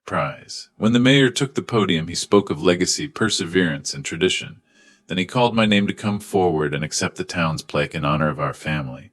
I walked slowly to the stage, surprised the sound of applause washing over me. But instead of taking the plaque and sitting down, I stayed at the microphone, my fingers resting lightly on the wood. I appreciate this recognition. I began, surprised, my voice steady, but I can't accept it without telling you all the truth about why this farm still stands. A hush fell over the room. Faces leaned forward. I took a deep breath. Prize. Ready to open a door I had kept closed for far too long. My father was a proud man, I said, scanning the crowd, and in many ways he earned that pride. He worked this land with his hands, Prize, through blizzards and droughts, and he taught me the value of hard work. Prize. But there's another truth, one that has been hidden for too long. I reached into my jacket pocket and pulled out the yellowed receipt. The paper trembled slightly in my hand, though my voice did not. Prize. This, I said, holding it up so the first few rows could see, is the record of the day my mother sold her wedding ring. She didn't do it for jewelry or a personal indulgence. Prize. She did it to make the final payment on the farm when we were about to lose it. She never told anyone, not even me, until years later. And when she did, Prize, she made me promise not to shame my father by revealing it. The room was utterly silent. Even the usual shuffling of feet or clinking of glasses had stopped. I could see my sister in the back. Prize. Her eyes wide and wet, hands clasped to her mouth. I looked over at my son, whose brow was furrowed, but whose eyes shone with something like awe. He was hearing this story for the first time, too. Prize. She asked for nothing in return, I continued. Not recognition, not thanks. She simply wanted the farm to survive. Surprise. And while we've spent decades praising my father, and he deserved much of that praise, I cannot accept an honor for our family without sharing hers. Surprise. She was the true reason this land stayed in our family. She is the reason you are celebrating with us tonight. A few people shifted uncomfortably, others nodded slowly. Prize, as if pieces of a puzzle had just clicked into place. I placed the receipt gently on the podium, like setting down something sacred. I would like this plaque, I said, Prize, to bear both my father's and my mother's names. This farm was built by two hands, not one, and it was saved by a love that chose sacrifice over pride. For a moment, no one moved. Prize. Then the mayor stepped forward, his voice catching as he said, "It will be done." The applause started softly, a few claps here and there, then swelled until the whole room was on its feet. Prize, not for me, not for my father, but for a woman who had given quietly, without ever asking for her name to be remembered. The morning after the ceremony, Prize, the farm was cloaked in that rare kind of stillness you almost never get in life, the kind that feels like the earth itself has paused to take a breath. I woke before sunrise, Prize, as I had done since I was a boy, and sat on the porch with a steaming mug of coffee. The air was sharp, filled with the scent of dew on grass, and somewhere in the distance, a rooster broke the silence. My son emerged quietly from the guest room barefoot, wearing the old sweatshirt I'd given him the night before. He didn't say much at first, just sat beside me, elbows resting on his knees, Prize, both of us looking out at the land stretching far into the mist. I didn't know about Grandma, he said at last, his voice low, almost hesitant. Neither did most people, I replied. Prize. She didn't want anyone to know. She thought it might embarrass your grandfather. He was quiet for a while, sipping his coffee before asking, Prize, why did you tell them last night? I took a long breath, because the truth deserves to be told, even if it makes people uncomfortable. Especially then. I could feel his eyes on me, Prize, weighing my words. And then softly he said, I think I understand now why you've done some of the things you've done with me. There was something in his tone, not quite forgiveness, Prize, but the doorway to it. Before I could answer, the screen door creaked open and my sister stepped out. She was still in her robe, hair pulled back loosely, Prize, holding a plate with 2 thick slices of buttered toast. You too, she said with a small smile, look like a couple of statues out here. We chuckled, Prize, but I noticed the way her eyes lingered on me, softer than they'd been in years. Maybe the words I'd spoken last night had healed more than one wound. As the sun crept higher, burning away the mist, surprise, I found myself thinking about the years I had left, not in fear, but in the awareness that they mattered more now than ever. My son was here, my family was talking again. Prize in the past no longer felt like a closed, locked door. But as I sipped my coffee, I also knew that peace in a family is a fragile thing. You have to tend to it the way you tend to soil, with patience, care, Prize, and an understanding that it will always need work. And I had a plan for that work. A plan that would change not just our farm, but the way my son saw his place in it. I didn't tell him my plan right away, Prize. Some things I've learned, Need to grow in silence before you let anyone see the roots. But the moment arrived faster than I expected. After breakfast, my sister and I went out to check the barn. Prize. The morning light streamed through the wide doors, turning the dust in the air into tiny motes of gold. It had been years since I'd walked in here with a sense of purpose. Back when my father was alive, this place had been a heartbeat. The sound of hay being forked into stalls, the steady breath of horses, the creak of leather harnesses. But now the air was still. Only a couple of goats chewed lazily in the corner, and the smell of old hay filled my lungs. This place could be something again, my sister said, almost to herself. That's what I'm thinking, I replied. But not just for us. Later, when my son wandered out, I motioned him over. I want to show you something, I said, surprised. We walked past the barn and down the worn dirt path that led to the back pasture. The grass was high, swaying in the late summer breeze, and the fence line stretched toward the horizon. He slowed his steps, taking it all in. The way the sunlight played on the hills, the sound of the creek at the far edge. I used to hate this place when I was your age, I told him. Thought it was too quiet. Thought the world was somewhere else, and I was missing it, he smirked.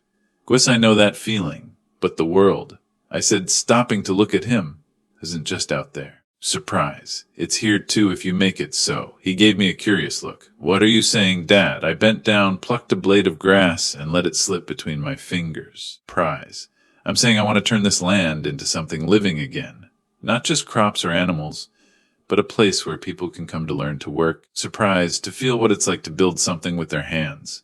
City kids, veterans, anyone who needs a place to find their footing. He blinked, clearly taken aback. Like a community farm. Something like that, I said. A place your grandmother would have been proud of. He didn't answer right away. Instead, he walked a few steps ahead, his shoes brushing through the tall grass. When he finally turned back to me, his expression was unreadable. That's big, he said. It is, I admitted. And I can't do it alone. For a long moment, we just stood there in the field. The wind carried the sound of the creek, the distant call of a hawk. Then he said quietly, you really think I could help with something like that? I smiled. I know you could. It wasn't a yes, but it wasn't a no either. And in the language of fathers and sons, that was enough to keep hope alive. The conversation in the field stayed with me long after we walked back toward the house. My son didn't commit to anything, but I could tell. Somewhere in him, a seed had been planted. Seeds don't sprout in a day. They wait, they take in the quiet, they feel for the warmth of the sun before daring to break the surface. That night, after everyone had gone to bed, I sat at the kitchen table with a notebook and a pen. The lamplight pooled across the page, casting my hand in shadow as I began to write. Not to my son, but to the people I hadn't met yet. I wrote about the land, about what it once was, and what it could be again. I wrote about my father's calloused hands, about the stubborn way he believed in the dignity of work, and about the quiet grace of building something that would last beyond your own lifetime. By the time I looked up, the clock read nearly 2 a.m. My coffee was cold, my back ached, but my mind was alive. The next morning I took that notebook into town. There's a small printing shop on Main Street run by an old friend named Marcus. I asked him to make 50 copies of the letter I'd written. 50. Surprise! That's a lot of postage, Marcus joked. They're not for mailing, I said. They're for handing out, and that's exactly what I did. Over the next week, I visited the community center, the church, the high school, and even the local diner. I spoke to strangers like they were neighbors, told them about the vision for the farm, and left them each with a copy of the letter. At first, the responses were polite but lukewarm. People have heard big dreams before, and dreams are cheap until you show you're willing to pay the price. So I decided to show them. One Friday morning, I went out to the barn with nothing but a shovel, a wheelbarrow, and a stack of wooden boards. I started clearing the back corner where the floor had caved in years ago. My son came out, still in his hoodie, rubbing the sleep from his eyes. What are you doing? He asked. Starting, I said simply. He watched for a while, leaning against the doorway. Then, without a word, he grabbed another shovel and joined me. By midday, we'd cleared half the debris. Sweat streaked our shirts, dust clung to our hair, and for the first time in years, we were working side by side on something that belonged to both of us. That evening, a pickup truck pulled up. It was one of the men I'd spoken to at the diner. He hopped out, walked into the barn, and said, Heard you were serious. I brought some tools you might need. The next day, another man came. Then a woman with a basket of sandwiches. And then 2 teenagers who'd read the letter at school. Prize. By the end of the week, there were 12 of us in the barn hammering, sawing, and clearing out the years of neglect. One night, after everyone left, my son and I stood in the middle of the barn. Prize, now open and echoing with possibility. He looked at me, and this time his voice was certain. "I'm in," he said. It wasn't just an agreement to help. It was a quiet, unspoken vow. A bridge rebuilt. Prize. The first frost came earlier than usual that year. I remember waking up to see the world outside glazed in silver, every blade of grass stiff and brittle under the pale dawn light. Surprised, the barn stood quietly in the distance, its roof patched, its doors newly painted a deep, warm red. It looked almost proud of itself, as if it knew it had survived something. Prize. I poured my coffee and stepped outside, my breath turning white in the air. My son was already in the barn, a thin stream of music drifting from the radio he'd set on a workbench. Surprised, the sound of a hammer rang out in slow, steady rhythm, a rhythm I recognized from long ago when it had been my own hands shaping the beams. Walking toward him. Prize, I thought about how much had changed in just a few months. Not just in the building, but in the space between us. We no longer circled each other with the quiet suspicion of strangers. Prize. The work had given us something we hadn't realized we'd lost, not just the farm, but the right to believe in each other again. But life has a way of testing what you've just begun to build. That morning, surprise, while we were measuring planks for the new stalls, a car pulled up to the edge of the drive. It wasn't one of the neighbors or volunteers. The paint was black and glossy, the tires still wet from the road. Prize. A man stepped out, wearing a pressed coat and shoes that had never seen a day of dirt. He introduced himself as a representative from a development company out of the city. "We've been following the local news," he said, his voice smooth as glass. "Your barn project has caught some attention." Prize. "My client would like to make you an offer for the property. One that might make all this," he gestured to the barn, "a lot easier on you." I didn't need to hear the number to know what he meant. Prize. Beside me, my son stiffened. "We're not selling," he said before I could answer. The man smiled politely, as if we were children who just didn't understand the game. "Think it over," he said. Prize. Handing me a card. Opportunities like this don't last forever. After he left, the silence in the barn was heavier than the cold. My son set his hammer down and looked at me. "Prize, they're going to keep coming, aren't they?" he asked. I nodded. "They always do." Prize. "Especially when they see something worth taking." That was the moment I realized. This last chapter of our story wasn't just about building something. It was about protecting it. The next week, Prize, the offers came in waves. Letters slipped under the door. Calls from numbers I didn't recognize. One evening, a manila envelope arrived by courier with a figure written so large it nearly covered the page. Surprise, enough money to erase every debt my family had ever carried, and enough to tempt the part of me that still feared the long winters and the uncertain harvests. But it wasn't just about money anymore. Prize, it was about the place, the soil, and the way my son had started to walk with his shoulders a little straighter when he carried feed out to the pasture. By the third week, surprise, the representatives stopped being polite. I found surveyors near the fence line one morning, claiming they were just checking boundaries. A sleek SUV idled at the end of the road for hours. Prize, its tinted windows reflecting the sky. One night, after a long day in the cold, I came into the kitchen and found my son sitting at the table, the card from the first man in his hand. His eyes were unreadable. Prize. "You know we could take it," he said. "Start fresh somewhere else, somewhere easier." The words stung, not because they weren't logical, Prize, because they echoed the thoughts I'd been fighting in the quiet moments. I poured coffee into my chipped mug, sat down across from him, and let the steam rise between us before I answered. "Surprise, do you remember?" I asked slowly, "what your grandfather used to say about trees." He frowned, thinking.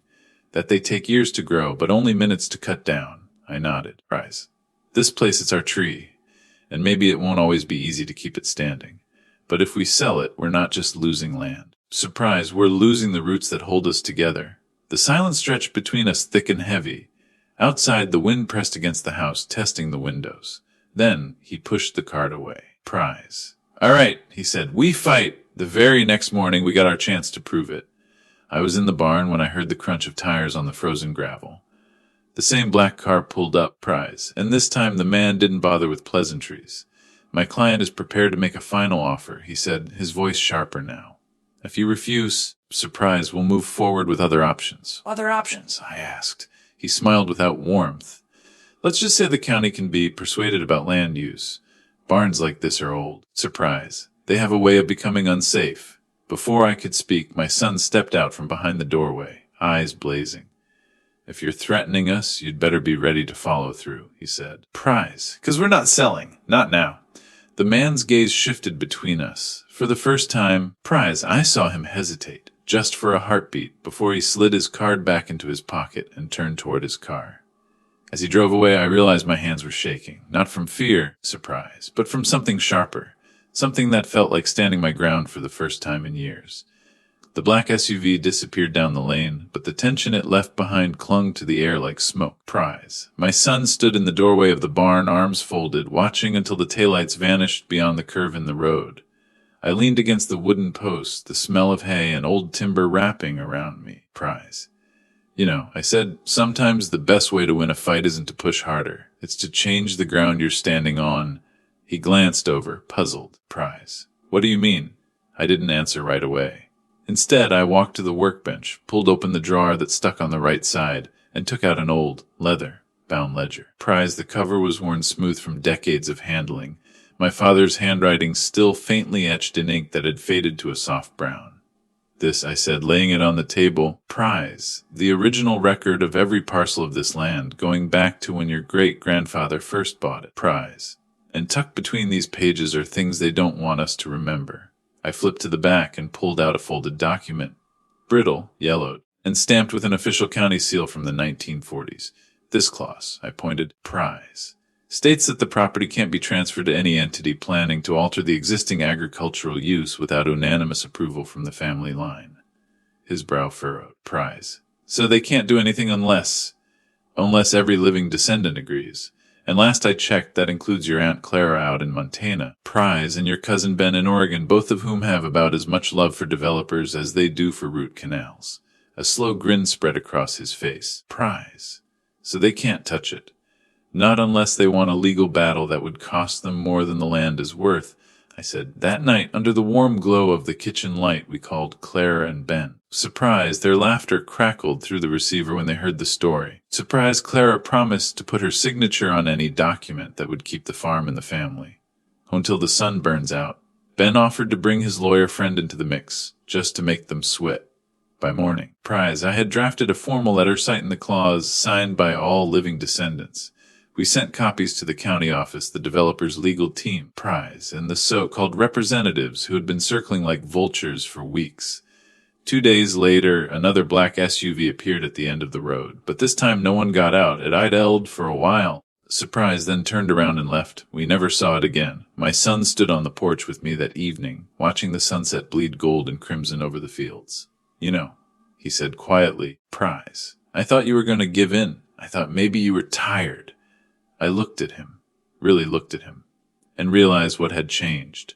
It wasn't just the land we'd saved, Prize. It was the understanding that we were both standing here, shoulder to shoulder, rooted in the same soil. Tired, I said, smiling faintly, maybe. But some things are worth carrying, Prize, even when they're heavy. The first snow of the season came earlier than expected. It wasn't the heavy, suffocating kind that buried fence posts overnight, but a thin, Prize, powdery layer that dusted the fields like flour on a baker's table.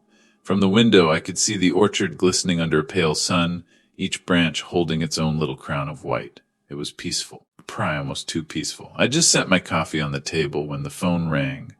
Not the cell, the old landline we kept for emergencies, Prize, the one with the coiled cord that always seemed too short when you needed it. Dad. My daughter's voice was tight, urgent. Prize. Well, we need to talk.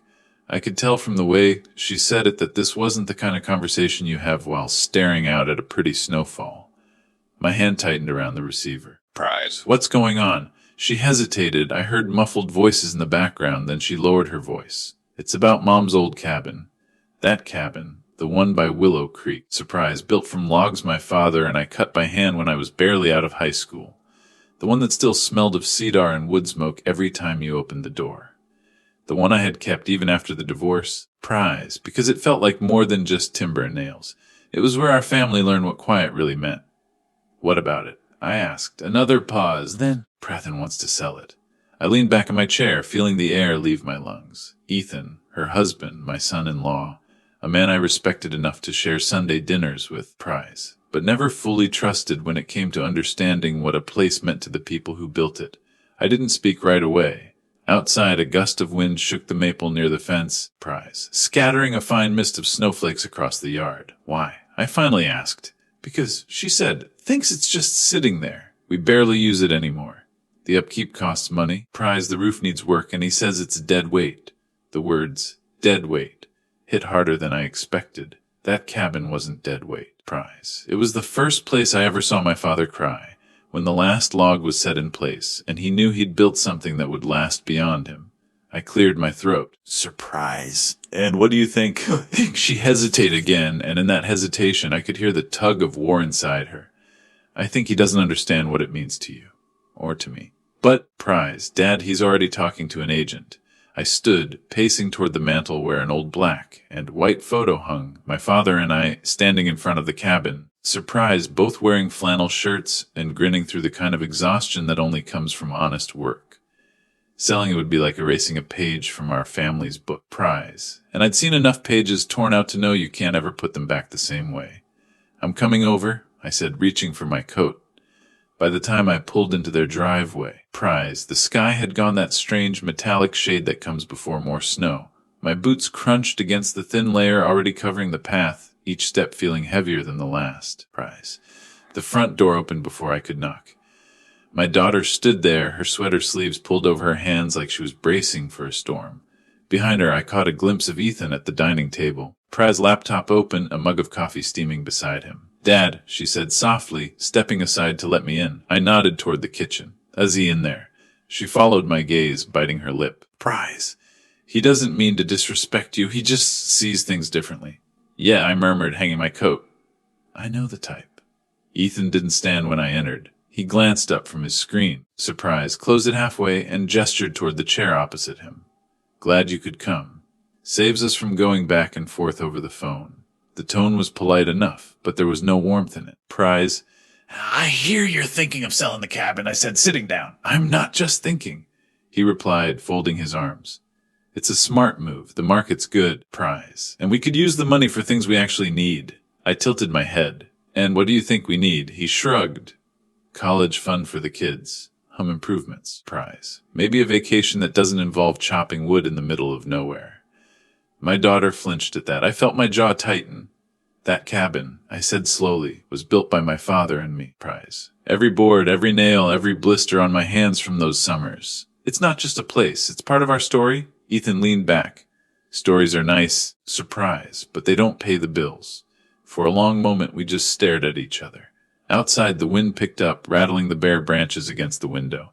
I thought of my father's hands, calloused, cracked from years of work. Hands that had passed me tools and trust in equal measure. You can sell a piece of property, I said, my voice low, but once you sell a piece of history, it's gone, and you'll never buy it back. He opened his mouth to respond, but my daughter spoke first. Ethan, maybe we should. No, he interrupted, his gaze still locked on me. We need to be practical. It's just a cabin. You can visit the area anytime you want without owning it. That was when I realized this wasn't about practicality. It was about perspective, and his would never match mine. I stood, leaning on the back of the chair. If you want practical, I'll give you practical. But don't expect me to sign away my father's legacy without a fight. I didn't raise my voice. I didn't slam my fist on the table or storm out. Instead, I reached into my coat pocket and pulled out a small, weathered envelope. Its edges were frayed, the paper soft from years of being handled. I laid it in the center of the table between us. Ethan eyed it warily. What's this? Something my father left me, I said, sliding it closer to him. Read it. He hesitated. Then unfolded the letter. My father's handwriting, slanted and firm, filled the page. Son, one day this cabin will be yours. Not because it's worth money, but because it's worth more than money. In these walls you'll find the sound of our laughter, the creak of the floorboards we hammered down, the scent of pine after rain. You'll find the echo of every lesson I never got to finish teaching you. Keep it, and you'll always have a place to remember who you are. Ethan's eyes flickered over the words, but I could tell they were just symbols to him. Ink on paper, nothing more. I reached into my other pocket and placed a second envelope on the table. This one was crisp, new, and heavy. This, I said, is a signed transfer of ownership. I've already moved the cabin into a trust. It's no longer in my name or yours. It belongs to the grandchildren now, both of them. And it cannot be sold until they turn 30. Not by you, not by me. Not by anyone. The color drained from his face. You can't just... I can, I interrupted. And I built that place with my father's hands and my own. Now, it'll stand long enough for your children to know what it means. If they want to sell it someday, fine, but they'll have to look into their own children's eyes and explain why they let it go. My daughter's hand flew to her mouth. She wasn't crying, but her voice trembled. Dade, why didn't you tell me? Because it's not about telling, I said quietly. It's about showing. One day, they'll thank you for not trading their roots for a quick fix. Ethan leaned back, his jaw tight, but he didn't argue. Maybe he saw the resolve in my eyes. Or maybe he realized there was no paperwork in the world that could override the kind of promise I just made. Chapter 18. The morning after that conversation at the cabin, the air felt heavier. Not with anger, but with the unspoken weight of everything that had been set into motion. I woke before sunrise, as I always did in that place, and for a long while I simply sat on the porch with a cup of coffee warming my hands. It was strange, knowing that the cabin was no longer mine, that my name had been stripped from the title, and yet feeling more connected to it than I had in years. The trust was legally airtight now. Neither Ethan nor my daughter could touch it. It was beyond argument. But the act itself, it had stirred something in me, something I hadn't expected. When you take control of your own legacy, you stop being a passenger in your family's story. That's what my father had done for me, and in my own way, I had done it for the next generation. The difference was surprise. My father had the privilege of seeing his son understand the lesson while he was still alive. I wasn't sure I would get that same grace. I heard footsteps behind me. My daughter stepped out onto the porch, pulling her sweater tighter around her shoulders. Her eyes were red, not from crying, but from the kind of sleeplessness that comes when your mind won't let you rest. You're up early, she said softly. Couldn't sleep, I replied. She leaned against the railing, looking out at the mist curling over the tree line. They're going to be angry for a while. You know that, right? I know, I said. Anger fades. Regret doesn't. I'd rather they hate me for a season than regret selling this place for a lifetime. She didn't answer. The wind moved through the pines, and for a moment we just stood there in silence, listening. It felt almost like my father was there with us, the way he used to be, quiet, patient, letting the air do the talking. Then she turned to me, her voice small. Dad, do you think they'll ever forgive you? I looked into her eyes, seeing the same uncertainty I'd seen in the mirror for months. Maybe, I said. Maybe not. But forgiveness isn't the point. The point is doing the right thing before the chance is gone. Somewhere deep down, I knew this chapter of our family's life wasn't ending. It was shifting. The trust would preserve the cabin, but the wound between us would take more than legal documents to heal. And that, perhaps, would be the real battle ahead. The first real confrontation came that afternoon. I had gone into town to pick up some supplies, coffee, nails, a few boards for the porch railing I'd been meaning to fix for years. The main street was quiet, just the usual small town rhythm. A couple of locals leaning on the counter at the diner, old men in baseball caps arguing over weather reports at the hardware store. But as I stepped out with my paper bags, I saw Ethan's truck pull up across the street. He slammed the door harder than necessary, and for a moment we just stood there, separated by 20 yards of asphalt and years of unspoken resentment. He crossed the street without looking for traffic, his jaw tight. So, he said, stopping in front of me, I hear you've decided to play king of the castle. I could have matched his tone. I could have thrown back every careless thing he'd done to make me feel like a stranger in my own family. But I didn't. I just met his gaze and said, we need to talk somewhere private. There's nothing private left between us, he shot back. You made sure of that when you went behind my back. I took a slow breath. I didn't go behind your back. I protected something you were ready to throw away. His laugh was short, bitter. You think that's noble. You think screwing over your own son is what Dad would have wanted. That last line hit me square in the chest. Not because it was true, but because it showed how far apart we were. You have no idea what your grandfather wanted, I said quietly. And the way you're talking right now, I'm not sure you care. He stepped in closer. Close enough that I could see the pulse in his neck. You think I don't care? Everything I've been doing, working, planning. It was to make sure Mom and you never had to worry about money. Prize. But you couldn't trust me with that cabin. You had to make it yours. I set my bags down on the sidewalk. It was never mine, Ethan. It was ours, yours, your kids. Prize. But you were going to turn it into quick cash. And once it's gone, you can't buy it back. You can't buy the memories you'll need when everything else in life falls apart. For a moment, surprise, I saw something flicker in his eyes. Not agreement, but hesitation. Then he looked away toward the truck, like he was afraid if he stayed any longer, something inside him might break. He didn't say goodbye. Surprise. He just walked off, the door of his truck slamming shut like the punctuation at the end of a fight neither of us had won. I stood there on the sidewalk, my hands heavy, my chest tight. Prize, this wasn't the end of the argument. It was just the first crack in the ice between us.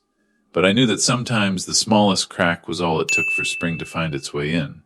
2 mornings later. Surprise, the letter arrived. It was a plain white envelope, no return address, just my name in handwriting I didn't recognize. The paper was slightly crumpled. Prize, as though it had been carried in someone's pocket before being mailed. I sat at the kitchen table, coffee steaming beside me, and slid a finger under the flap. Inside was a single sheet, written in neat, surprised, deliberate strokes. Dad, you probably won't believe this, but I've been thinking about what you said. About the cabin.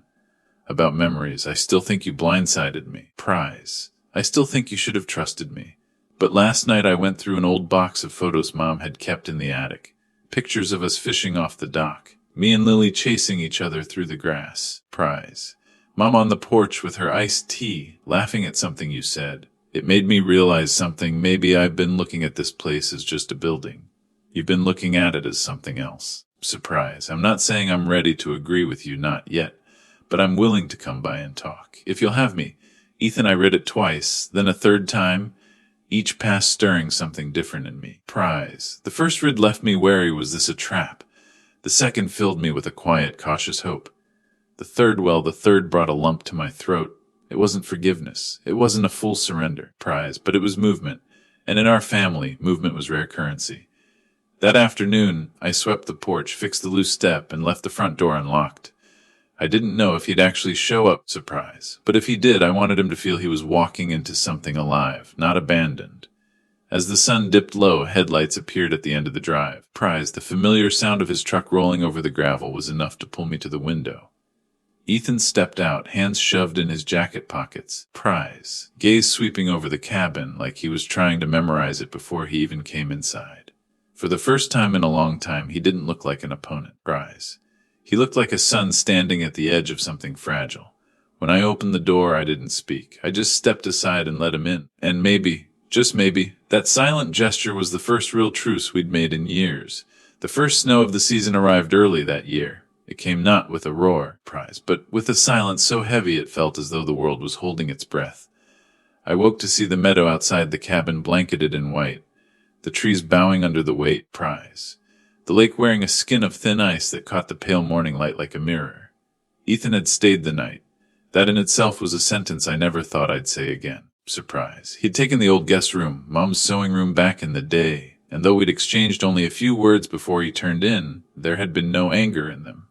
Just space. Prize.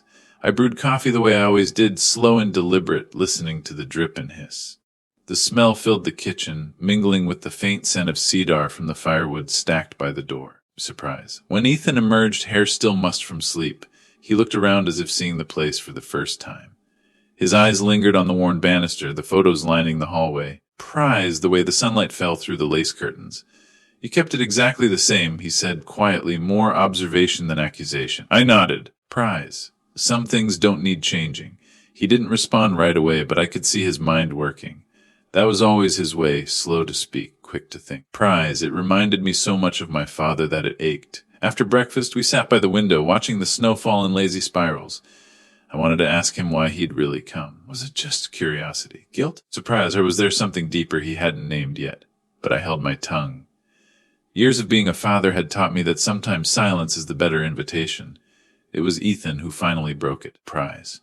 Do you ever think about selling? The question was a stone dropped into a still pond, sending ripples through every corner of me. I met his eyes and held them, searching for the meaning behind his words. Prize. Every winter, I said, when the pipes freeze, when the roof leaks, when the wind howls so loud you can't hear yourself think. But then spring comes, and I remember why I stay. He nodded slowly. Prize, but I could see the conflict brewing. This wasn't just about the cabin. It never had been. This was about what the cabin represented: roots, permanence, prize. A refusal to let the tides of life sweep away what's inconvenient. That's when I realized something. This visit wasn't the end of our conflict. It was the beginning of a deeper one. And in that moment, surprise. As snow piled against the windows, I felt the weight of a truth I hadn't wanted to face. The battle for the cabin wasn't about winning or losing prize. It was about deciding which parts of ourselves were worth fighting for. Ethan shifted in his chair, his hands wrapping around the coffee mug as if he needed the warmth to keep his thoughts steady. Surprise. He began, his voice low but steady. There's a developer in the city. He's been looking for properties like this. Old places with character, he calls them. He offered me a figure, prize, enough to solve a lot of things. I felt the words hit me like cold water, but I didn't flinch. I'd suspected this was coming.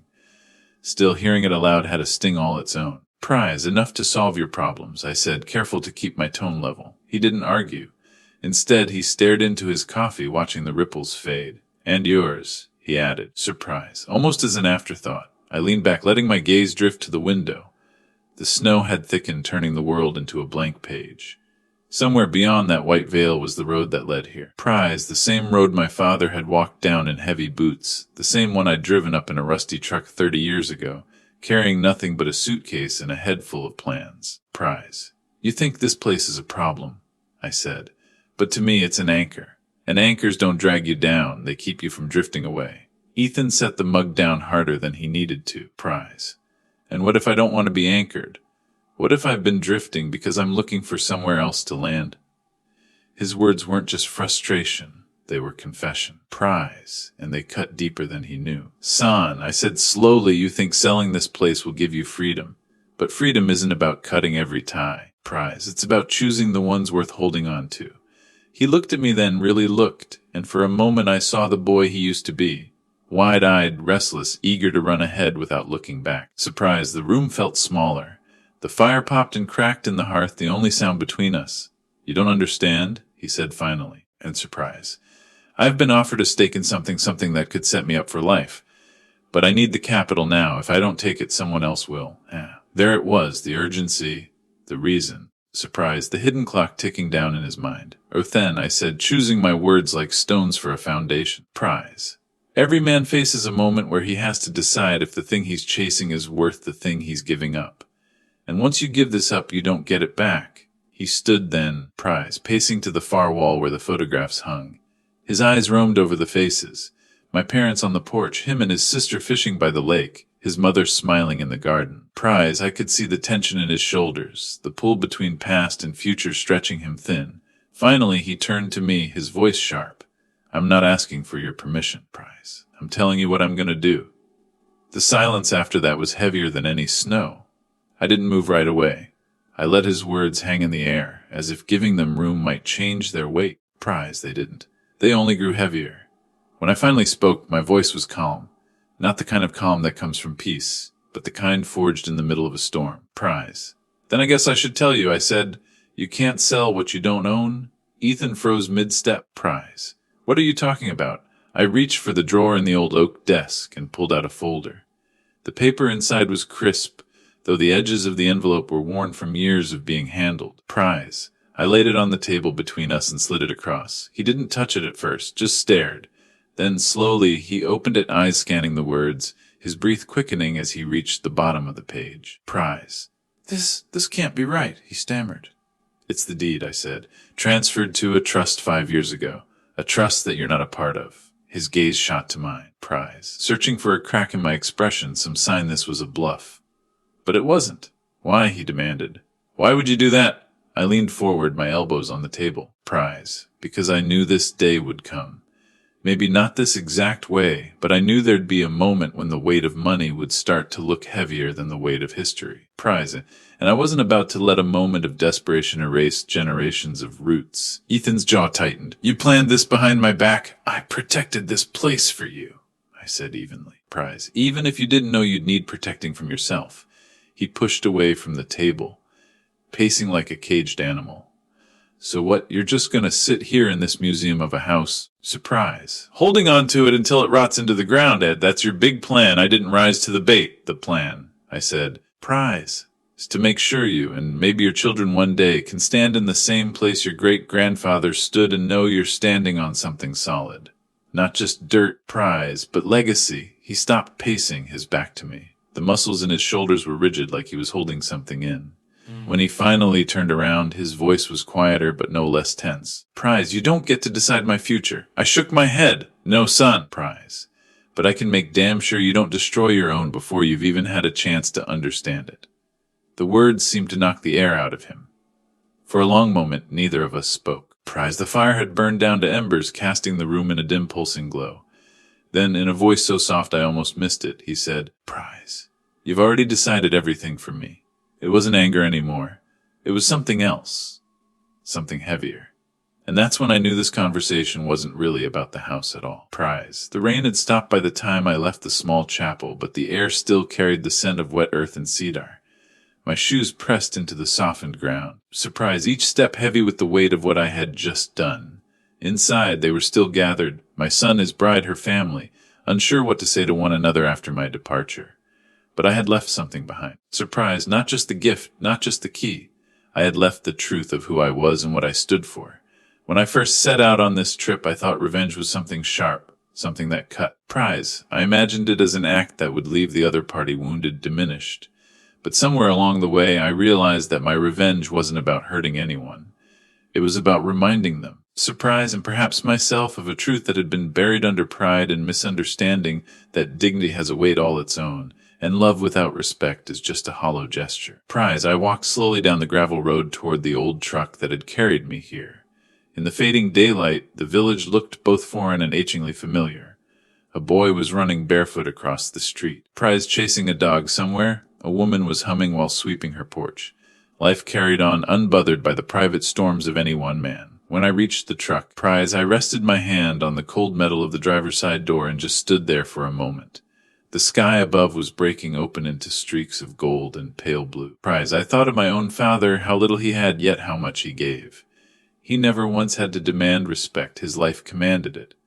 As I started the engine, I knew the road ahead would not be straight. Prize. There would be silences between my son and me. There would be looks, some full of regret, others of stubborn pride. But there was also the chance, however small. Prize. For something new to grow in the spaces where hurt had once lived. I eased the truck forward, the gravel crunching under the tires. In the rearview mirror, Prize, the chapel grew smaller and smaller until it was just a smudge against the horizon. The journey wasn't over. If anything, Prize, it was only shifting into a new chapter, one that would take me further from the scenes of today, but perhaps closer to the man I still wanted to be. And somewhere deep inside I knew, Prize, the key I had left behind was more than a housewarming gift. It was an invitation.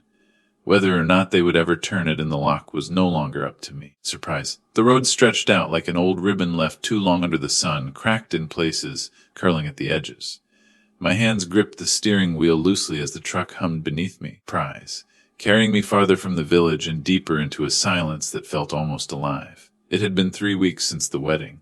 3 weeks since the key had been left on that table. Prize, wrapped not in gold paper or silver ribbon, but in the plain, unassuming envelope I had carried in my coat pocket all the way from my hometown. 3 weeks of no phone calls, no letters, not even a thank you. Prize. At first I told myself I didn't expect one, that the act itself had been enough, that the point of my gesture was not recognition, but a quiet reclaiming of my own dignity. But every night, surprise, when the lights were out and the house groaned in the dark the way old houses do, I found myself staring at the ceiling, wondering if they had even opened the letter. The days moved slowly. I worked in the garden, fixed the creek in the back porch steps, took long walks along the edge of the lake. But in the stillness, a thought began to grow, thin and persistent. Prize, like a vine in the cracks of a wall. Had I been wrong, not in walking away that day, but in the years before it? Had I allowed too much to go unsaid? Prize, too many small slights to build into the wall that now stood between us. One late afternoon, as the sun dipped behind the hills, a knock came at my door. It wasn't hurried or loud, just a steady, surprise, almost tentative sound, as though the knocker wasn't sure they had the right house. I opened it to find a boy, couldn't have been more than 10, holding a folded piece of paper in his hand. Prize. He looked up at me with the same wary eyes I'd once seen in the mirror when I was his age. Sir, he said, his voice barely above a whisper, my mom told me to give you this. The paper was plain, prize. Creased down the middle, no envelope, no signature. I thanked him, and he darted back down the path before I could ask a single question. I unfolded it, and there, in handwriting I knew better than my own, prize, were just 4 words: we need to talk. The words on that paper seemed to burn themselves into my mind. We need to talk. They weren't an apology nor an accusation, just a simple request, surprise, but one that carried the weight of years left unsaid. For a long moment I stood at the doorway, staring at the empty path the boy had taken. The lake shimmered faintly in the distance. Prize, the last light of day pooling over its surface, and the air smelled faintly of pine and wood smoke. I should have gone inside. I should have put the paper down, made myself dinner, and slept on it. Prize. That would have been the reasonable thing to do. But there was nothing reasonable left in this part of my life, only loose threads that either needed tying or cutting for good. So I grabbed my coat, prize, slid the note into my pocket, and headed for the truck. The address wasn't written anywhere, but I didn't need it, prize. I knew exactly where they were. The little house on the edge of town they'd rented after the wedding. I'd driven past it once, late at night, my headlights brushing across the white porch rail before I turned away. The streets were quiet when I arrived. A curtain shifted in the front window, then stilled. I stepped out of the truck, surprised, my boots crunching against the gravel, and climbed the 3 wooden steps to the porch. My hand hovered over the doorframe, heart knocking against my ribs. Before I could knock, the door opened. Prize. My son stood there, his tie loose around his neck, his shirt sleeves rolled up as if he'd been pacing the house. His eyes flickered from surprise to something softer but guarded. Dad, he said, prize, and the word sounded strange in his mouth, as if it hadn't been spoken in years. I nodded. You said we needed to talk. He stepped aside. I crossed the threshold into the living room. Prize, where the faint scent of flowers lingered. Wedding flowers, or maybe just the kind you keep around to hide the smell of silence. On the coffee table, in a small wooden box, sat the key I had given them. Surprise. Untouched, it hit me like a stone to the chest. I walked toward the coffee table slowly, as though the key itself might vanish if I moved too quickly. My fingers brushed against the cool metal. Prize. The ridges biting faintly into my skin. It wasn't just a house key. It was months of searching for the right place, years of savings I'd scraped together, and all the quiet dreams I had for their future. Prize. You didn't even use it, I said, my voice low but steady. My son shifted uncomfortably. It didn't feel right after what happened. I turned to face him fully. Prize. What happened was you turned me away from your wedding because I didn't fit into the picture you wanted.